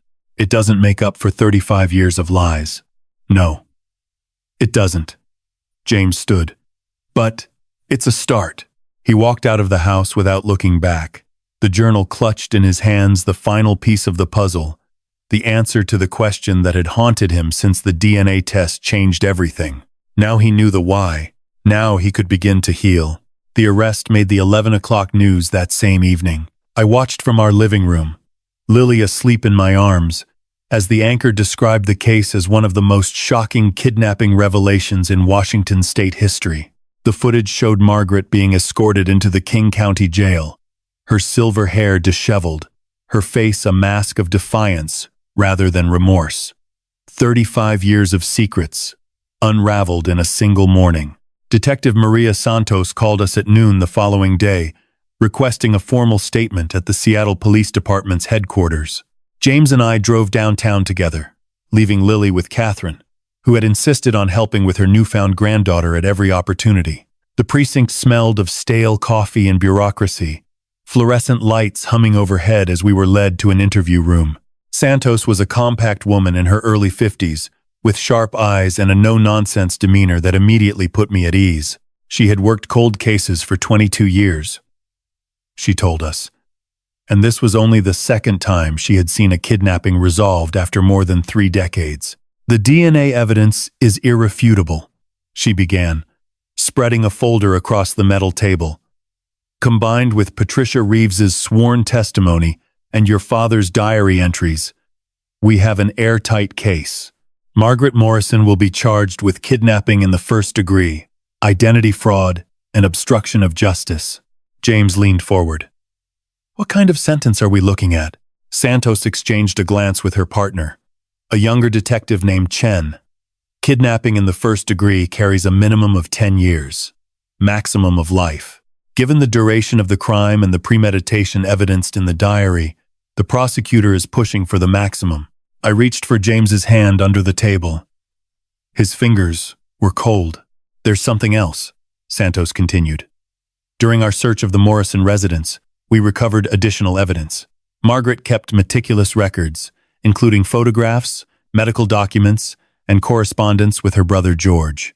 We found letters confirming he helped her access the maternity ward that night and disabled the security cameras. George died in 2003, I said. "An accident in Alaska." Santos nodded. "We're aware. The case against him died with him, but the letters corroborate Patricia Reeves's account. Your mother-in-law planned this abduction for months, Mrs. Morrison. She had contingencies for contingencies." The word hit me wrong. Mother-in-law. Margaret would never be that to me again. Not in any meaningful sense. James asked questions I could not have formulated. About trial timelines, about victim impact statements, about whether Richard would face charges for his decades of silence. Santos explained that Richard had agreed to testify for the prosecution and that, given his cooperation and the complexity of his position, the district attorney had declined to pursue charges against him. He was a victim too, in his own way, trapped by love and fear, and a wife whose obsession had consumed them both. We spent 3 hours at the precinct, providing detailed statements about our investigation, about Patricia Reeves, about the DNA tests, and the Blackwood reunion. By the time we emerged into the gray Seattle afternoon, I felt hollowed out, as if the words had scraped me clean. Thomas and Catherine were waiting at our house when we returned, Lily bouncing happily on Catherine's knee. Sophie had driven down from her law firm, her briefcase full of documents related to James's legal name change and the civil suit she was preparing against Seattle General Hospital for their negligence in the 1990 investigation. The hospital settled a similar case in 1998. Sophie explained over dinner. A records management lawsuit that resulted in a sealed agreement. I suspect they knew there were irregularities in Margaret's departure and chose to bury them rather than face scrutiny. Can we prove that? James asked. I'm working on it. Discovery should be interesting. The conversation flowed around me as I fed Lily her evening bottle. Strange how quickly our world had expanded. 6 weeks ago, we had been a family of 3, isolated by Margaret's demands and my husband's inability to stand against them. Now we had Thomas and Catherine, Sophie and her husband Mark, Richard seeking redemption through cooperation, and a support network I had never imagined. That night, after everyone had left and Lily was asleep in her crib, "The preliminary hearing is set for next month," he said. "Santos thinks the trial could start by fall." I turned to face him. "How are you feeling about that?" He was quiet for a long moment. I thought I would feel relieved when she was arrested. Vindicated. Maybe. Instead, I just feel sad. She stole me. Emma. She stole 35 years from the Blackwoods. From me. And the worst part is, I can still remember her reading me bedtime stories, teaching me to ride a bike, crying at my wedding. I crossed the kitchen and wrapped my arms around him. Those memories are real. The love you felt was real, even if it was built on a lie. You're allowed to grieve that. "Richard wants to visit her in jail," James said into my hair. "He asked if I would come with him." "What did you say?" "I said I needed time. Maybe someday, but not yet." I understood. Forgiveness was not a switch to be flipped, but a journey to be walked. And James had only just begun. We stood together in the kitchen, holding each other as the city hummed outside, 2 people trying to build something true from the wreckage of 35 years of lies. The weeks following Margaret's arrest blurred together like watercolors left in the rain. News vans camped outside our house for the first 10 days, reporters shouting questions whenever we emerged. James and I learned to use the back entrance, slipping through the neighbor's yard to reach our car. Thomas hired a private security firm to patrol the Blackwood estate, and Catherine insisted we stay with them until the media frenzy subsided. Living in Madison Park felt surreal. I would wake in a guest room larger than our entire Ballard apartment, sunlight streaming through floor-to-ceiling windows overlooking Lake Washington. Lily's portable crib sat beside our bed, and each morning Catherine would appear with fresh coffee and an eagerness to hold her granddaughter that bordered on desperate. I understood. She had lost 35 years of moments like these. Every smile, every coo, every tiny fist wrapped around her finger was a reclamation. James struggled more than he admitted. I would find him standing in the Blackwood Library at odd hours, studying photographs of himself as an infant, searching for something I could not name. His therapist called it identity disintegration, the psychological fracturing that occurs when foundational beliefs about oneself prove false. James Morrison had been an only child, the dutiful son of Margaret and Richard, an architect who had built his life on solid ground.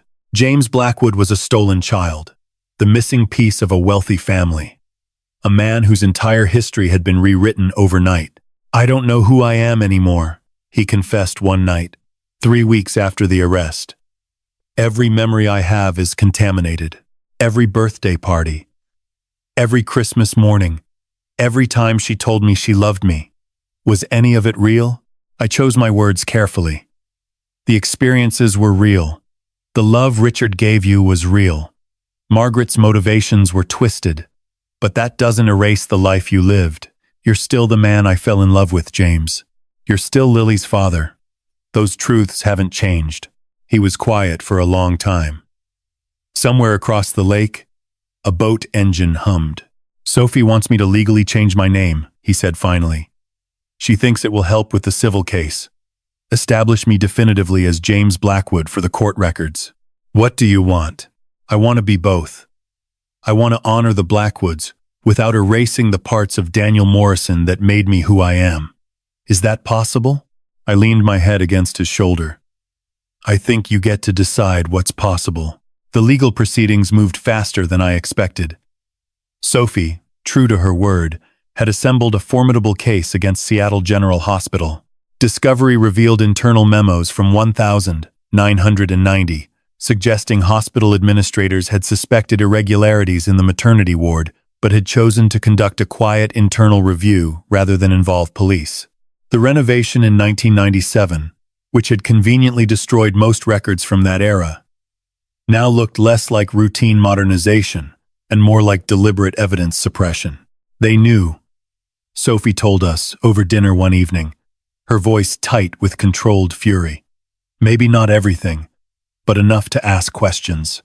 They chose their reputation over a missing child. Thomas set down his fork. What are we looking at in terms of settlement? Their lawyers have already reached out. They're offering $12 million to make this go away quietly. Catherine gasped. I felt the blood drain from my face. $12 million. The number seemed abstract. Impossible. We're not taking it. Sophie continued. I've counter-offered at $40 million, plus a public admission of negligence and the establishment of a fund for families of missing children. They'll negotiate, but they're scared. This case has national attention. A jury trial would destroy them. James had been silent throughout the exchange. Now he spoke, his voice steady. I don't care about the money. I want the truth on the public record. I want other families to know that hospitals can be held accountable. Thomas nodded slowly. Then that's what we'll pursue. Meanwhile, Margaret's criminal case proceeded through the court system. Her attorney, a high-priced defense lawyer named Harrison Webb, attempted to argue diminished capacity, claiming Margaret's mental state at the time of the kidnapping rendered her unable to understand the wrongfulness of her actions. The prosecution countered with her diary, with Patricia Reeves's testimony, with the evidence of months of premeditation. A psychiatric evaluation found Margaret competent to stand trial and unlikely to have experienced a psychotic break in 1990. Richard visited her once, returning to our temporary home at the Blackwood estate with red-rimmed eyes and trembling hands. He would not speak of what they discussed, only shook his head when James asked if Margaret had shown any remorse. She still thinks she saved you, Richard said finally. She believes the Blackwoods would have been terrible parents, that she gave you a better life. She's convinced herself she's the victim in all this. James's jaw tightened. Then she'll die, believing a lie. Spring arrived with tentative warmth and the first crocuses pushing through the soil. We moved back to our Ballard house, though the Blackwoods insisted on covering the cost of a security system upgrade. Lily grew stronger every day, her dark hair thickening, her blue eyes tracking movement with increasing focus. She had started sleeping through the night, a small mercy that allowed James and me to reclaim fragments of normalcy. The trial was set for September. In the meantime, we learned to navigate our expanded family, to balance dinners with the Blackwoods against quiet evenings at home, to accept help without feeling smothered by it. Thomas and Catherine were generous to a fault, offering financial support we did not need and emotional support we desperately did. Sophie became an unexpected ally, her sharp legal mind softened by genuine affection for her rediscovered brother. And Richard, poor broken Richard, drifted at the edges of our lives. He had moved into a small apartment in Fremont, unable to return to the Tudor house that held so many poisoned memories. He called James every few days, tentative conversations that sometimes lasted hours and sometimes ended in tears. He was trying, in his fumbling way, to be the father he should have been 35 years ago. Whether James would ever fully forgive him remained an open question. But they were talking. That was more than I had dared to hope. One evening in late April, as I was putting Lily to bed, James appeared in the nursery doorway with an envelope in his hand. It came today, he said. The court approved the name change. I settled Lily in her crib and turned to face him. How do you feel? He looked down at the document, his expression unreadable. James Thomas Blackwood Morrison. That's who I am now. Both families, one name. I crossed the room and took his hands in mine. It suits you. He pulled me close. and we stood together in the soft glow of the nightlight, our daughter sleeping peacefully behind us. Outside, the Seattle evening was settling into darkness, but inside this room, in this moment, everything felt like light. The King County Courthouse stood gray and imposing against a September sky thick with clouds. I climbed the marble steps beside James, my heels clicking a rhythm that matched my racing heart. Behind us, Thomas and Catherine walked arm in arm, their faces set with the grim determination of people who had waited 35 years for this day. Sophie had arrived earlier to confer with the prosecution team, her briefcase stuffed with documents that would help bury Margaret Morrison forever. The courtroom smelled of old wood and anxiety. Spectators filled the gallery, a mix of journalists, true crime enthusiasts, and ordinary citizens drawn by the sensational nature of the case. I recognized Patricia Reeves in the third row, her white hair pinned back severely, her hands clasped in her lap. She had flown in from Arizona to testify, determined to finally unburden herself of the secret she had carried for 3.5 decades. James and I took our seats behind the prosecution table. Richard sat alone on the opposite side of the aisle, close enough to the defense that I wondered if Margaret could see him. He looked like a man attending his own funeral, hollowed out and haunted, but he had insisted on being present. Whatever twisted love still bound him to Margaret, he could not abandon her entirely. The bailiff called the court to order, and Judge Helena Vasquez took her seat at the bench. She was a formidable woman in her 60s, known for her no-nonsense demeanor and lengthy sentences. The prosecution had been pleased when she was assigned to the case. Margaret was led in through a side door, flanked by 2 guards. She wore a simple navy dress, her silver hair neatly styled, her posture ramrod straight. If I had not known better, I might have mistaken her for a society matron attending a charity luncheon rather than a defendant facing life in prison. Her eyes swept the courtroom, landing briefly on James. Something flickered across her face, too quick to identify, before she turned away and took her seat beside Harrison Webb. The prosecution's opening statement laid out the case with surgical precision. Assistant District Attorney Michael Torres was a tall man with a deep voice and a gift for narrative. He described Margaret Hartley Morrison as a woman consumed by obsession, a trained nurse who had used her position and her brother's complicity to steal an infant from his rightful parents. He spoke of the Blackwood's 35 years of anguish, of the missing child posters that had faded on telephone poles, of the $1 million reward that had gone unclaimed because the kidnapper was hiding in plain sight. The defendant did not act in a moment of madness, Torres concluded. She planned this crime for months. She documented her intentions in her own handwriting, and when her biological son died, she did not grieve like a normal mother. She saw an opportunity. She walked into that nursery, took another woman's child, and spent the next 35 years pretending he was hers. That is not mental illness, ladies and gentlemen. That is calculated, premeditated kidnapping. Harrison Webb's defense was built on sympathy. He painted Margaret as a woman shattered by infertility, driven to desperation by multiple miscarriages and a medical system that offered no psychological support. He argued that her actions on the 15th of March, 1990, were the result of acute grief psychosis, a temporary break from reality triggered by the death of her newborn son. "My client lost a child that night," Webb said, his voice heavy with manufactured emotion. In her confusion, in her unbearable pain, she made a terrible mistake. But she loved the boy she raised. She gave him a good life, an education, a family. Whatever her crimes, Margaret Morrison was a devoted mother. The prosecution wants you to see a monster. I ask you to see a broken woman who deserves compassion, not condemnation. I watched the jury as Webb spoke. 12 faces, carefully neutral, impossible to read. I wondered how many of them had children. How many could imagine the horror of waking to find an empty crib? The trial lasted 9 days.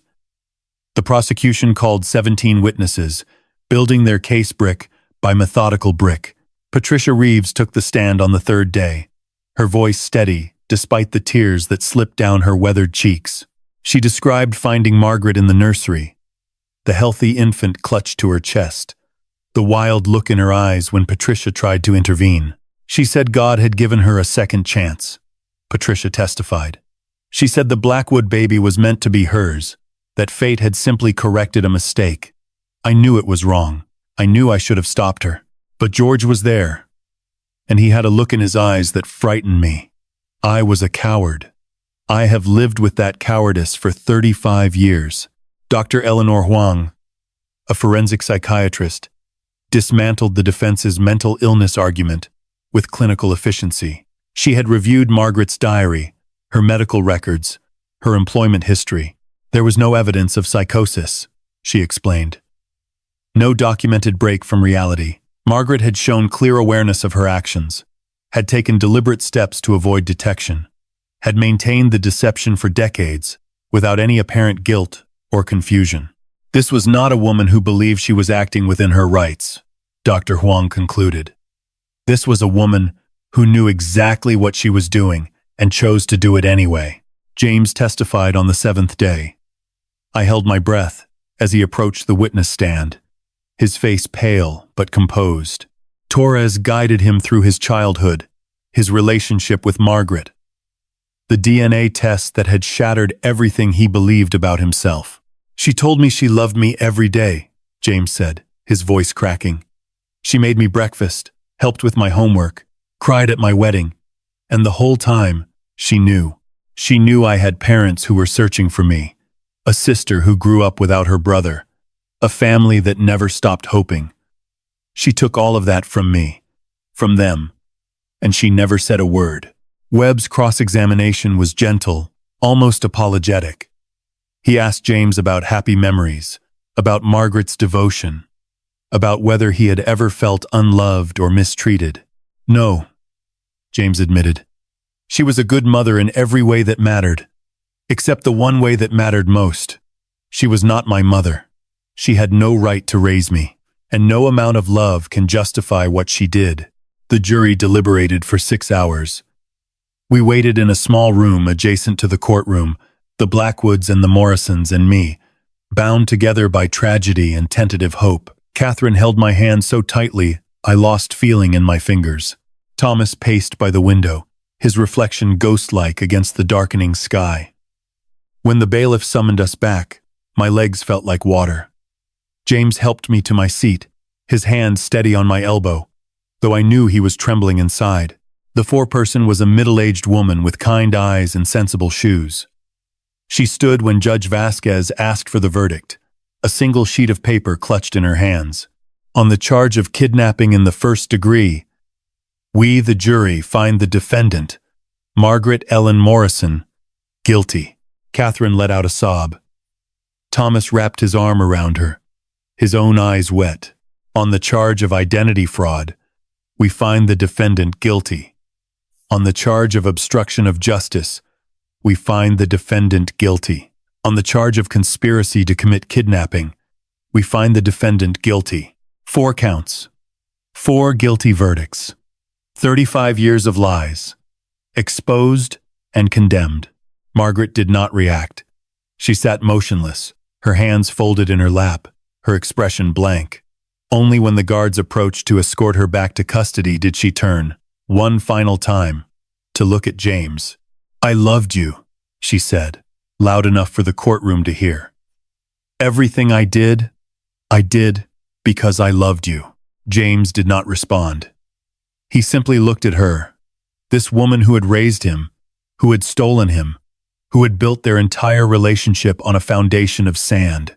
Then he turned away, and Margaret was led from the courtroom, and it was over. Sentencing was scheduled for the following month. We walked out of the courthouse into a cool September evening, cameras flashing, reporters shouting questions we did not answer. Thomas's security team cleared a path to the waiting cars, and we drove away from the courthouse, away from the spectacle, toward whatever came next. That night, in our Ballard house, James held Lily for a long time. She was 6 months old now, babbling and curious, reaching for everything within her grasp. He watched her with an intensity that made my chest ache. "She'll never have to wonder," he said quietly. "She'll always know exactly who she is, where she came from, who loves her. I'm going to make sure of that."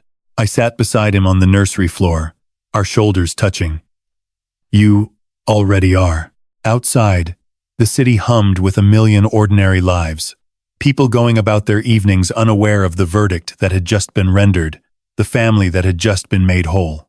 We sat together in the gathering darkness, the three of us, and waited for the dawn. October arrived with the first hints of autumn color, the maples along our street turning gold and crimson against the gray Seattle sky. Lily had learned to roll over, a milestone that filled me with disproportionate joy. I spent hours on the nursery floor, watching her practice, cheering each successful flip as though she had conquered Everest. In a world that had delivered so much darkness, these small victories felt like salvation. The sentencing hearing was scheduled for October 15th, a Wednesday. James and I drove to the courthouse in silence, our hands intertwined across the center console. The Blackwoods followed in a separate car, Thomas at the wheel, Catherine clutching a tissue she had already shredded to ribbons. Sophie had arranged for victim impact statements, a chance for those Margaret had wounded to speak their truth before the judge determined her fate. The courtroom was less crowded than it had been during the trial. The media frenzy had subsided, replaced by fresher scandals and newer tragedies. But the seats behind the prosecution table were full of people whose lives Margaret had touched. Patricia Reeves, who had carried her guilt across decades. Colleagues from Seattle General, who remembered the bright young nurse before obsession consumed her. Distant Blackwood relatives, who had watched Thomas and Catherine suffer in silence for 35 years. Richard sat in his usual spot, alone on the defense side of the aisle. He looked older than his 65 years, diminished by the weight of his complicity. He had not spoken to Margaret since her conviction, but he could not stay away. Whatever she had done, she had been his wife for 40 years. Some bonds, however poisoned, could not be easily severed. Margaret was led in wearing the orange jumpsuit of the King County Jail, her silver hair now streaked with gray roots, her face bare of makeup. The elegant society matron had vanished, replaced by something smaller, harder, stripped of pretense. She did not look at the gallery as she took her seat beside Harrison Webb, who had stayed on for the sentencing despite the inevitable outcome. Judge Vasquez called the proceedings to order with a sharp rap of her gavel.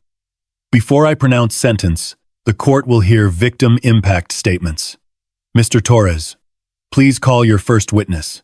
Thomas Blackwood approached the podium with the measured steps of a man who had rehearsed this moment in his mind for 3.5 decades.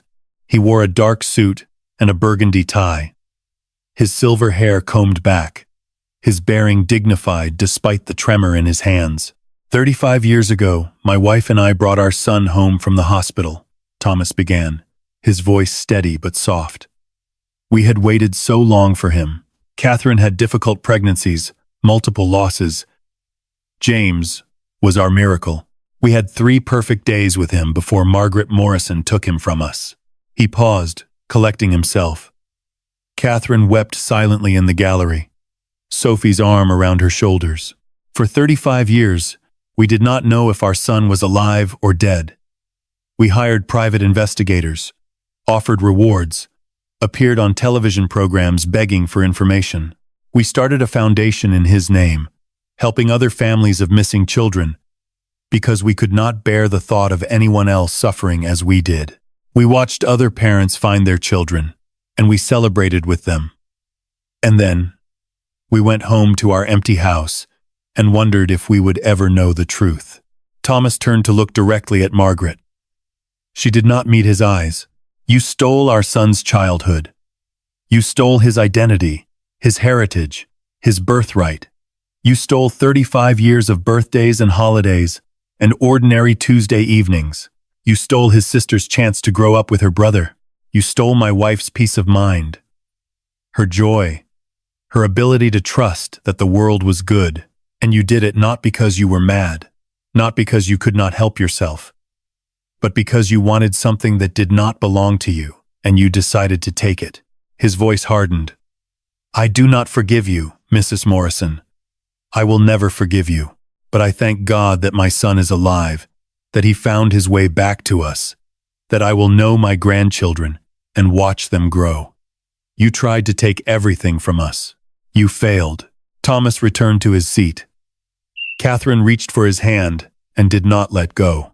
Catherine's statement was shorter, delivered through tears that she did not try to hide. She spoke of the nursery she had kept intact for 15 years, the crib she could not bring herself to dismantle, the baby clothes she had washed and folded and put away, waiting for a child who never came home. She spoke of the depression that had nearly destroyed her, the years of therapy, the medications that dulled the pain but could not erase it. I lost myself when I lost James, she said. I became a ghost, haunting my own life. My daughter grew up with a mother who was only half present, because the other half was always searching, always hoping, always afraid.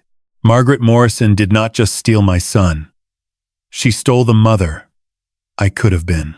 Sophie spoke next, her attorney's composure cracking as she described growing up in the shadow of a missing brother.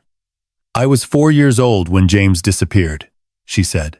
For as long as I can remember, there was an empty chair at our table, a closed door at the end of the hallway, a sadness in my parents' eyes that never fully lifted. I used to dream about him, this brother I barely remembered. I used to imagine what he looked like, what his voice sounded like, whether he would have liked the same music I did. Margaret Morrison stole my brother, but she also stole my childhood.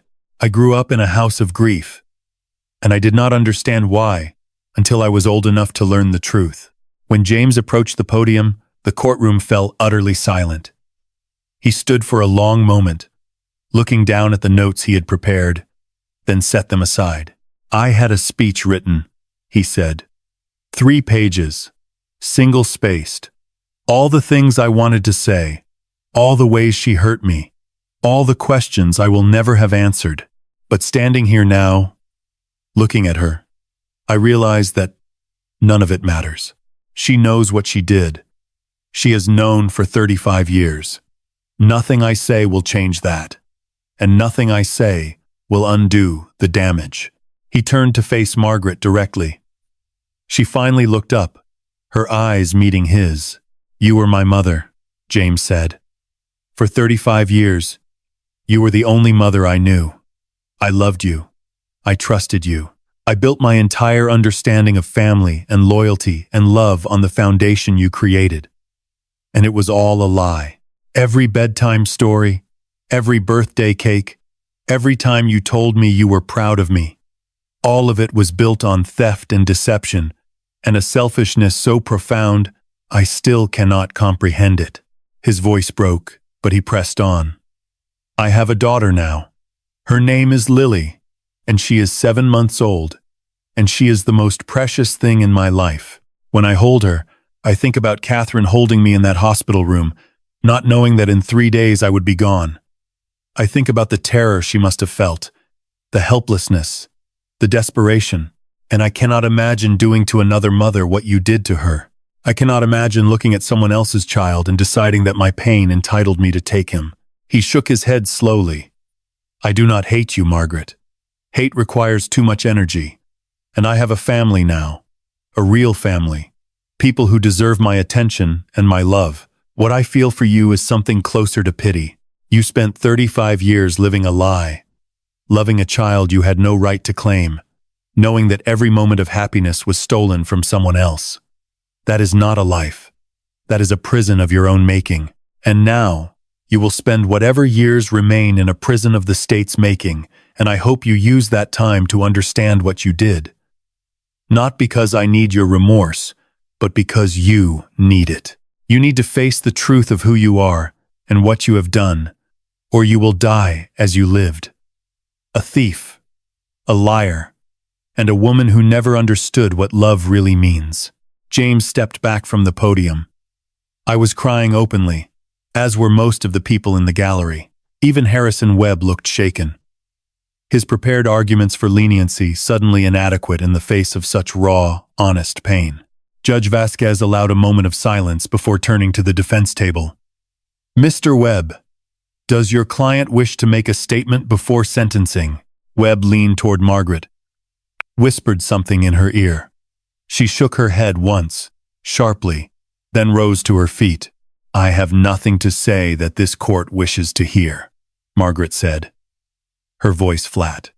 I loved my son. I gave him a good life. History will judge whether that was a crime. The judge's expression hardened. History has already judged, Mrs. Morrison. So has this jury. And so will I. She shuffled through papers on her bench, though I suspected she had already decided the sentence long before this morning. Margaret Ellen Morrison, you have been convicted of kidnapping in the first degree, identity fraud, obstruction of justice, and conspiracy to commit kidnapping.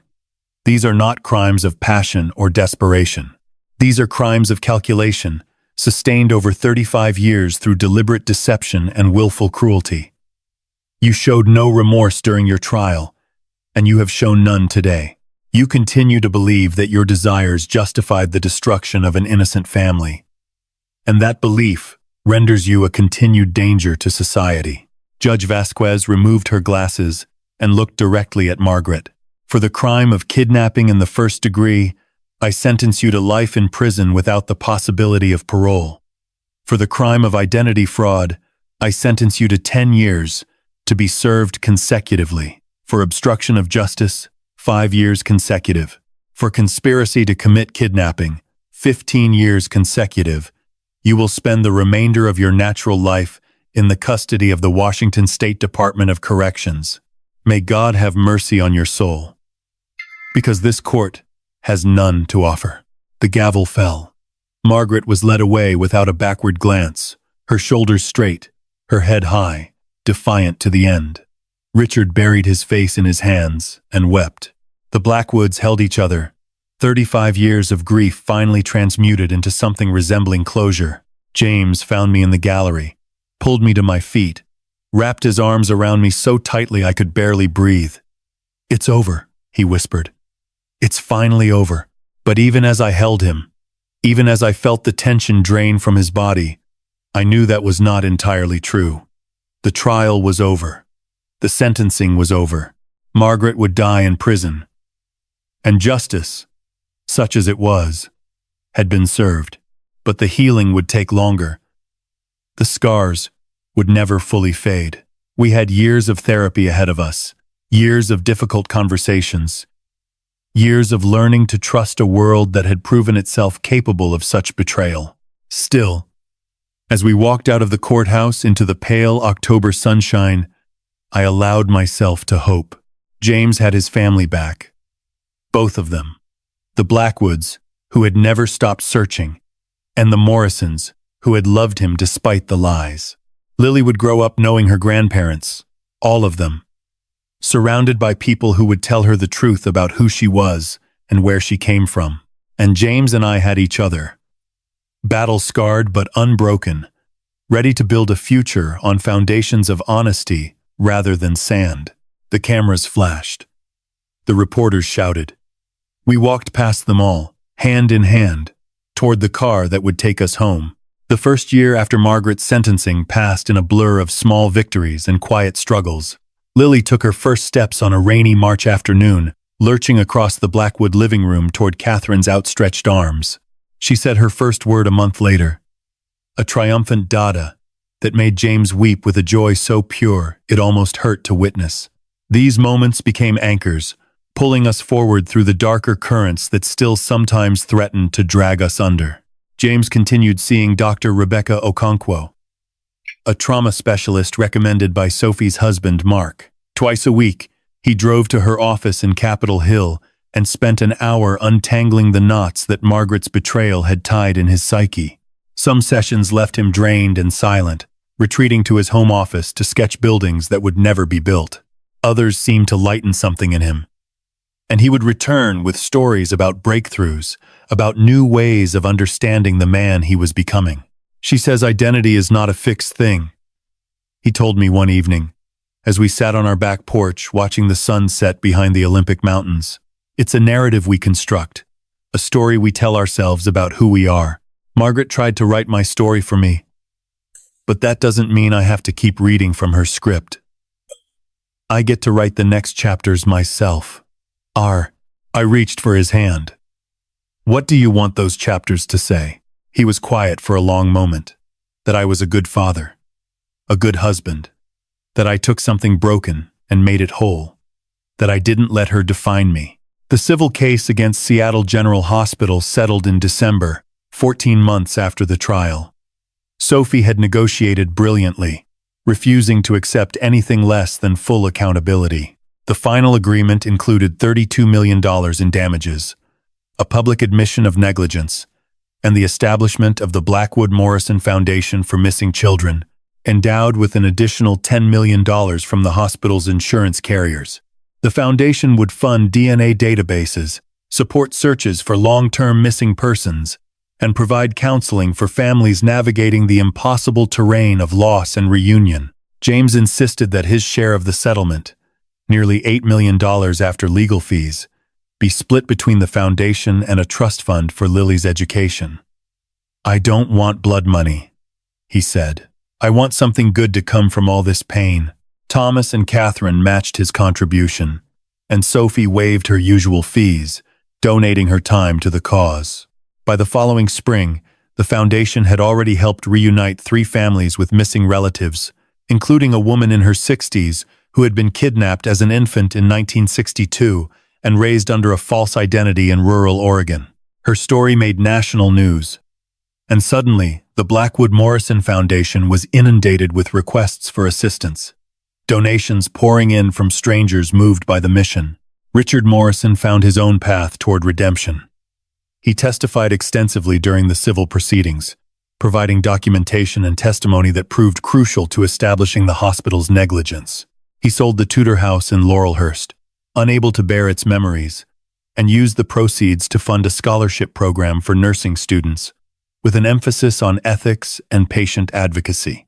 He named it the Catherine Chen Blackwood Scholarship, a gesture that moved Catherine to tears when she learned of it.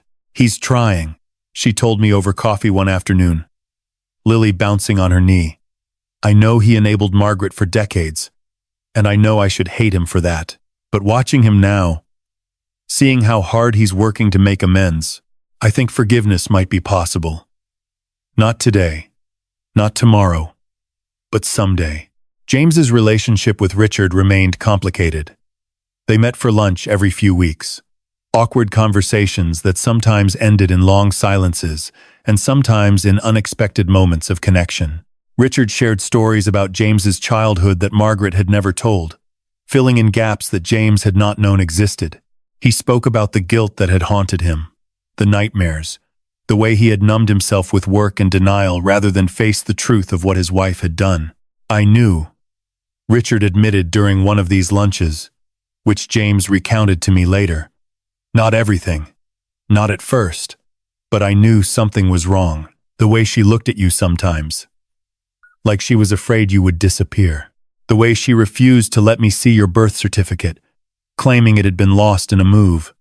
The way she cut off contact with her brother after he moved to Alaska, like she was erasing evidence. I told myself I was imagining things. I told myself that questioning her would destroy our family.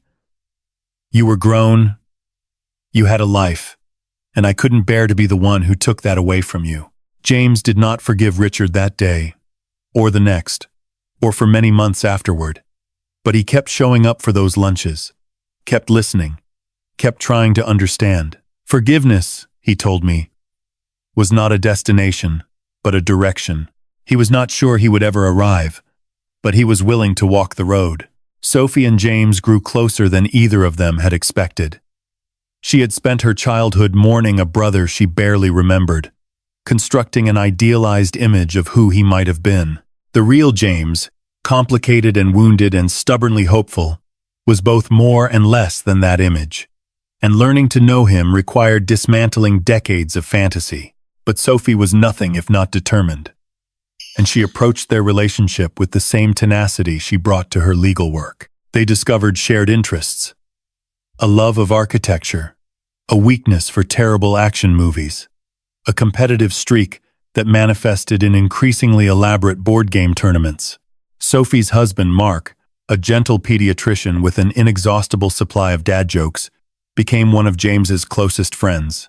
Their children, 8-year-old twins named Oliver and Mia, adored their newfound uncle and cousin, incorporating Lily into their games with the easy acceptance of childhood. "I always wanted a brother," Sophie told James during one of our family dinners at the Blackwood estate. "I used to make up stories about you, imagining all the adventures we would have when you came home. The reality is different, but it's also better. You're not a fantasy anymore. You're real, and you're here, and that's more than I ever dared to hope for." Thomas and Catherine embraced their roles as grandparents with an enthusiasm that bordered on obsessive. They showered Lily with toys and books and attention, making up for 35 years of missed milestones by documenting every smile, every stumble, every new word. Catherine started a scrapbook that grew to 3 volumes within the first year, filled with photographs and drawings, and pressed flowers from the Blackwood garden. Thomas taught Lily to identify birds, carrying her around the estate on his shoulders while pointing out robins and chickadees and the occasional bald eagle soaring over the lake. "She's the future," Thomas told me once, watching Lily toddle across the lawn toward a cluster of daffodils. "Everything we lost, everything we suffered, it led to this moment, to her. And that makes it bearable, somehow. Not okay. Never okay. But bearable." My own parents flew in from San Francisco for Lily's first birthday, a celebration that filled the Blackwood estate with more love than its walls had seen in decades. My mother, who had initially been skeptical of the wealthy family that had suddenly claimed her son-in-law, was won over by Catherine's warmth and Thomas's genuine interest in her opinions on everything from Chinese cooking to the Seattle housing market. My father and Thomas discovered a shared passion for fishing and spent an entire afternoon on the lake, returning with sunburned faces and a friendship that would endure for years. "This is what family looks like," my mother said to me that evening, as we watched the assembled crowd from the kitchen window. "Not blood, not names, but people who show up for each other. You found good people, Emma. Hold on to them." I promised her I would. The anniversary of Margaret's sentencing passed quietly. James and I spent the day at home, just the 3 of us, playing with Lily in the nursery, cooking dinner together, watching old movies on the couch after she fell asleep. We did not speak of Margaret, did not mark the occasion with ceremony or reflection. She had taken enough of our time, our energy, our peace. We refused to give her another day. But late that night, after James had fallen asleep, I slipped out of bed and stood at the nursery door, watching Lily breathe in the soft glow of her nightlight. I thought about all the ways our story could have ended differently. If Margaret had chosen a different baby, or no baby at all. If Patricia Reeves had found the courage to speak up in 1990. If Richard had trusted his instincts instead of his fear.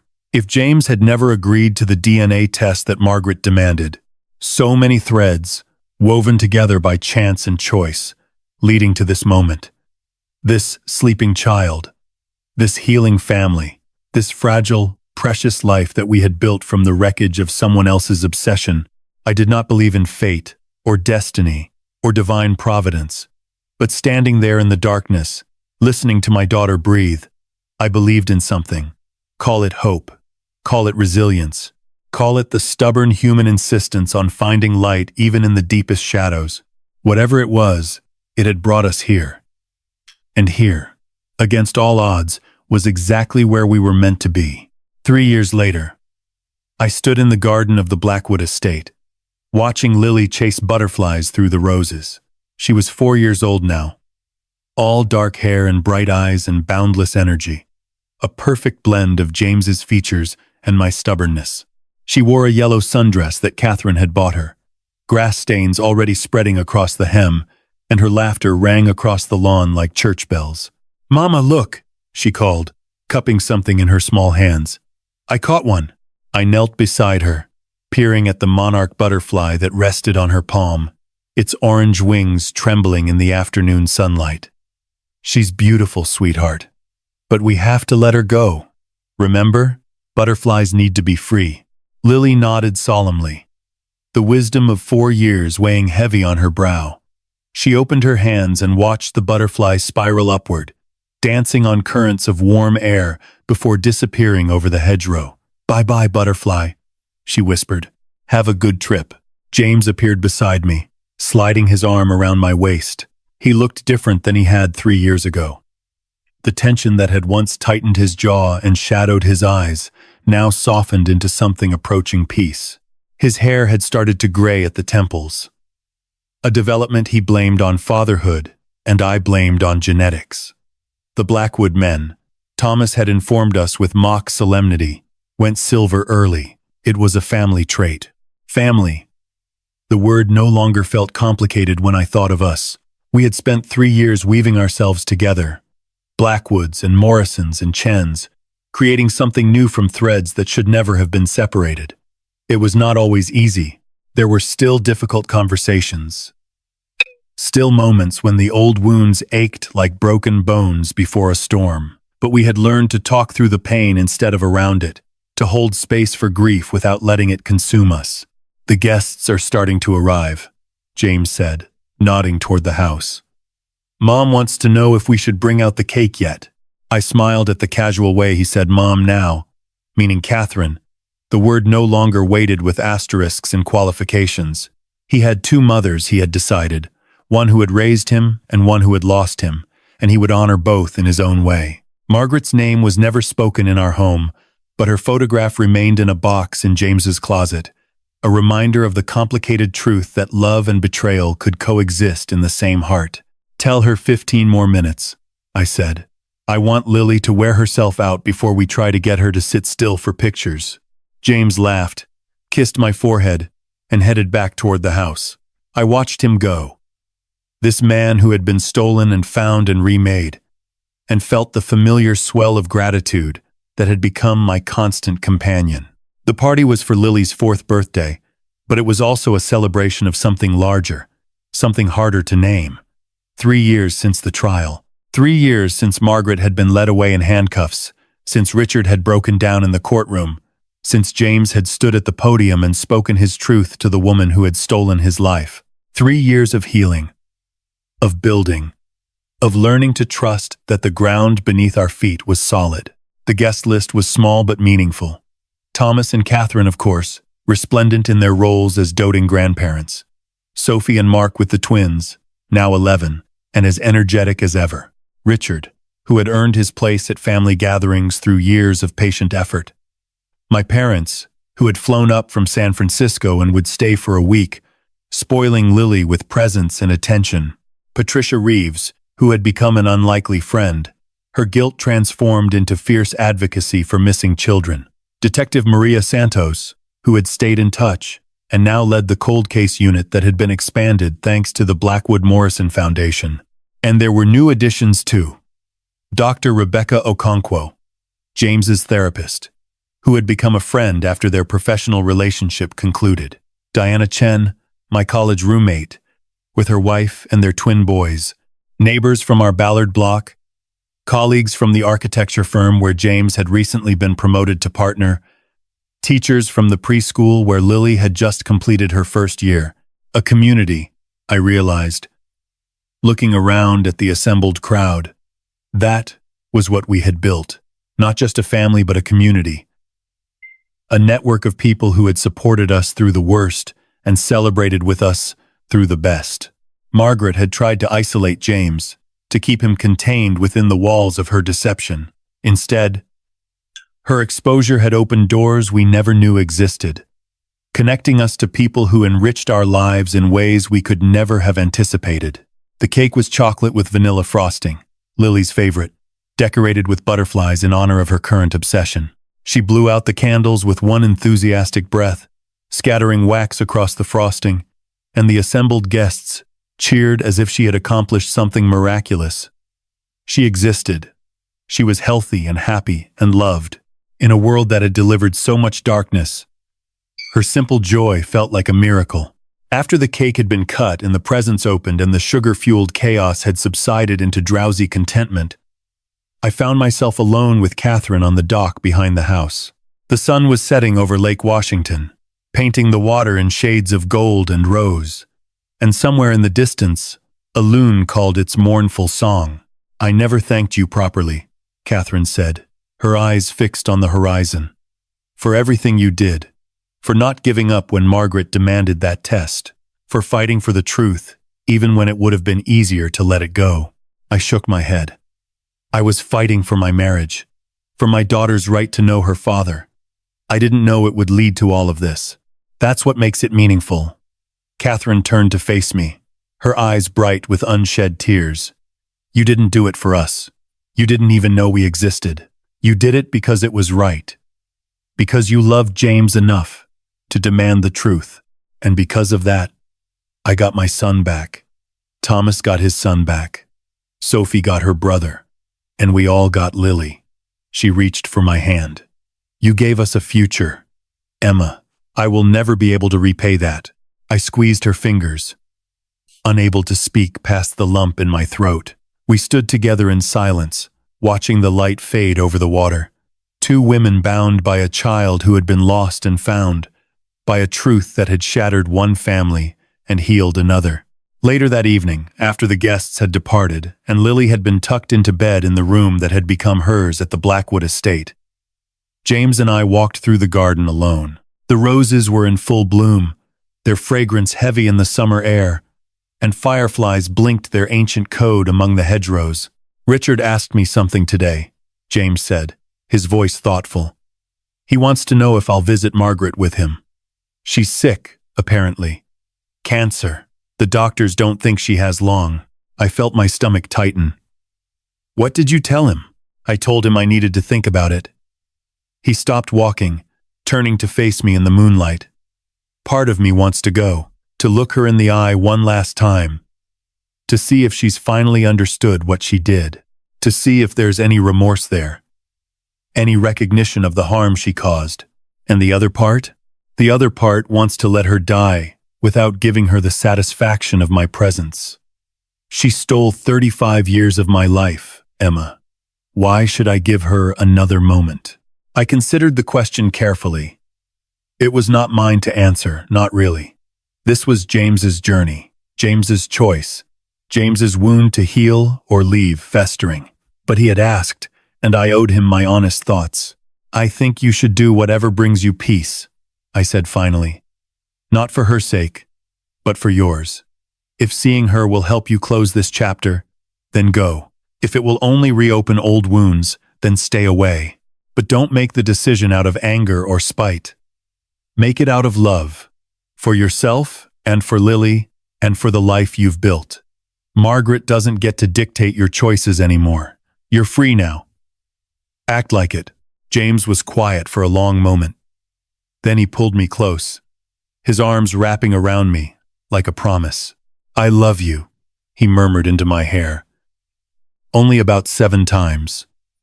But who's counting?" He laughed. A sound that still felt like a gift after everything we had endured. We stood together in the garden, surrounded by roses and fireflies and the distant sound of the lake lapping against the dock. And I felt something settle in my chest. Peace, maybe, or acceptance, or simply the profound gratitude of a woman who had walked through fire and emerged, somehow, still capable of love. A week later, James visited Margaret in the prison medical ward. He went alone, despite my offer to accompany him, and was gone for 3 hours. When he returned, his eyes were red but his shoulders were straight, and he held me for a long time without speaking. "She apologized," he said finally. For the first time in 3 years, she actually apologized. She said she understood now, finally, what she had taken from me, from the Blackwoods, from everyone. He pulled back, meeting my eyes. I don't know if I believe her. I don't know if it changes anything. But I said what I needed to say, and she heard me, and now it's done. I can let it go. Margaret Morrison died 6 weeks later, alone in her cell at the Washington Correction Center for Women. Richard was notified first, then James. There was no funeral, per her instructions. Her body was cremated, her ashes scattered in an undisclosed location, The woman who had stolen a baby and built a life on lies vanished from the world as quietly as she had once vanished from that hospital nursery, leaving nothing behind but the wreckage of her choices and the people who had survived them. James did not mourn her, but he did not celebrate either. He simply nodded when he heard the news, kissed Lily on the forehead, and went back to the life he had built, the life Margaret had tried to claim and failed to destroy. That was 5 months ago. Now it is spring again, the cherry blossoms exploding in pink clouds along the streets of Seattle, and I am standing in the gallery of a small museum in Pioneer Square, watching strangers admire my photographs. The exhibition is called Found, and it tells our story in images. The Blackwood estate in morning light, Lily's hands reaching for Catherine's, James and Thomas standing side by side at the dock, their profiles nearly identical. There are photographs of Patricia Reeves testifying, of the Foundation's first reunion event, of Richard placing flowers on the grave of the son Margaret lost in 1990, the brother James never knew. And there is one photograph, larger than the rest, hanging in the place of honor at the center of the exhibition. It shows James and Lily in the garden, his hand guiding hers as she releases a butterfly into the summer air. The light catches them both in profile, father and daughter, their faces illuminated by wonder and love and the simple miracle of being together. I took that photograph on Lily's 4th birthday, moments after she caught the monarch. I did not know, when I pressed the shutter, that it would become the centerpiece of an exhibition. I did not know that strangers would stand before it and weep, moved by a story they had only read about in newspapers. I only knew that I wanted to capture that moment, that fleeting instant of connection between a man who had been lost and the daughter who would never have to wonder where she came from. James appears beside me, 2 glasses of champagne in his hands. He offers me one, his eyes crinkling with the smile that still makes my heart skip after all these years. Quite a turnout, he says, surveying the crowd. The Foundation is going to be thrilled. Diana says they've already received a dozen donation pledges tonight. I lean into him, savoring his warmth. It's not about the money, I know. He kisses the top of my head. It's about the truth. It's about making sure no other family has to wait 35 years to find their child. It's about turning something terrible into something that matters. I nod, watching a young couple pause before the photograph of James and Lily. The woman is crying. The man has his arm around her shoulders, murmuring something I cannot hear. I wonder what their story is. What wound has brought them here? What hope they carry in their hearts? Do you ever think about how different things could have been? I ask. James considers the question. Sometimes, but not as much as I used to. The past is a country I've already visited. I don't need to keep going back. He turns me to face him, his hands on my shoulders, his eyes holding mine with an intensity that still takes my breath away. This is where I live now, he says. Here, with you, with Lily, with our family, all the messy, complicated pieces of it. This is the life I choose. Emma, every single day, I choose this life, and I will keep choosing it until there are no more days left to choose. I rise on my tiptoes and kiss him. Right there in the middle of the gallery, surrounded by photographs of our pain and our healing and our stubborn, improbable hope. Somewhere behind us, someone starts to clap, and then others join in. And soon the whole room is applauding, though I am not sure if they are celebrating the exhibition or the kiss, or simply the fact that we are here, together, alive. After everything we have endured, it does not matter. What matters is this moment, this man, this life we have built from the ashes of someone else's obsession. What matters is Lily, safe at home with her grandparents, dreaming whatever dreams 4-year-olds dream. What matters is the future, stretching out before us like an unwritten story, full of chapters we have not yet imagined. Margaret Morrison tried to steal that future. She failed. And this, right here, is where our story truly begins.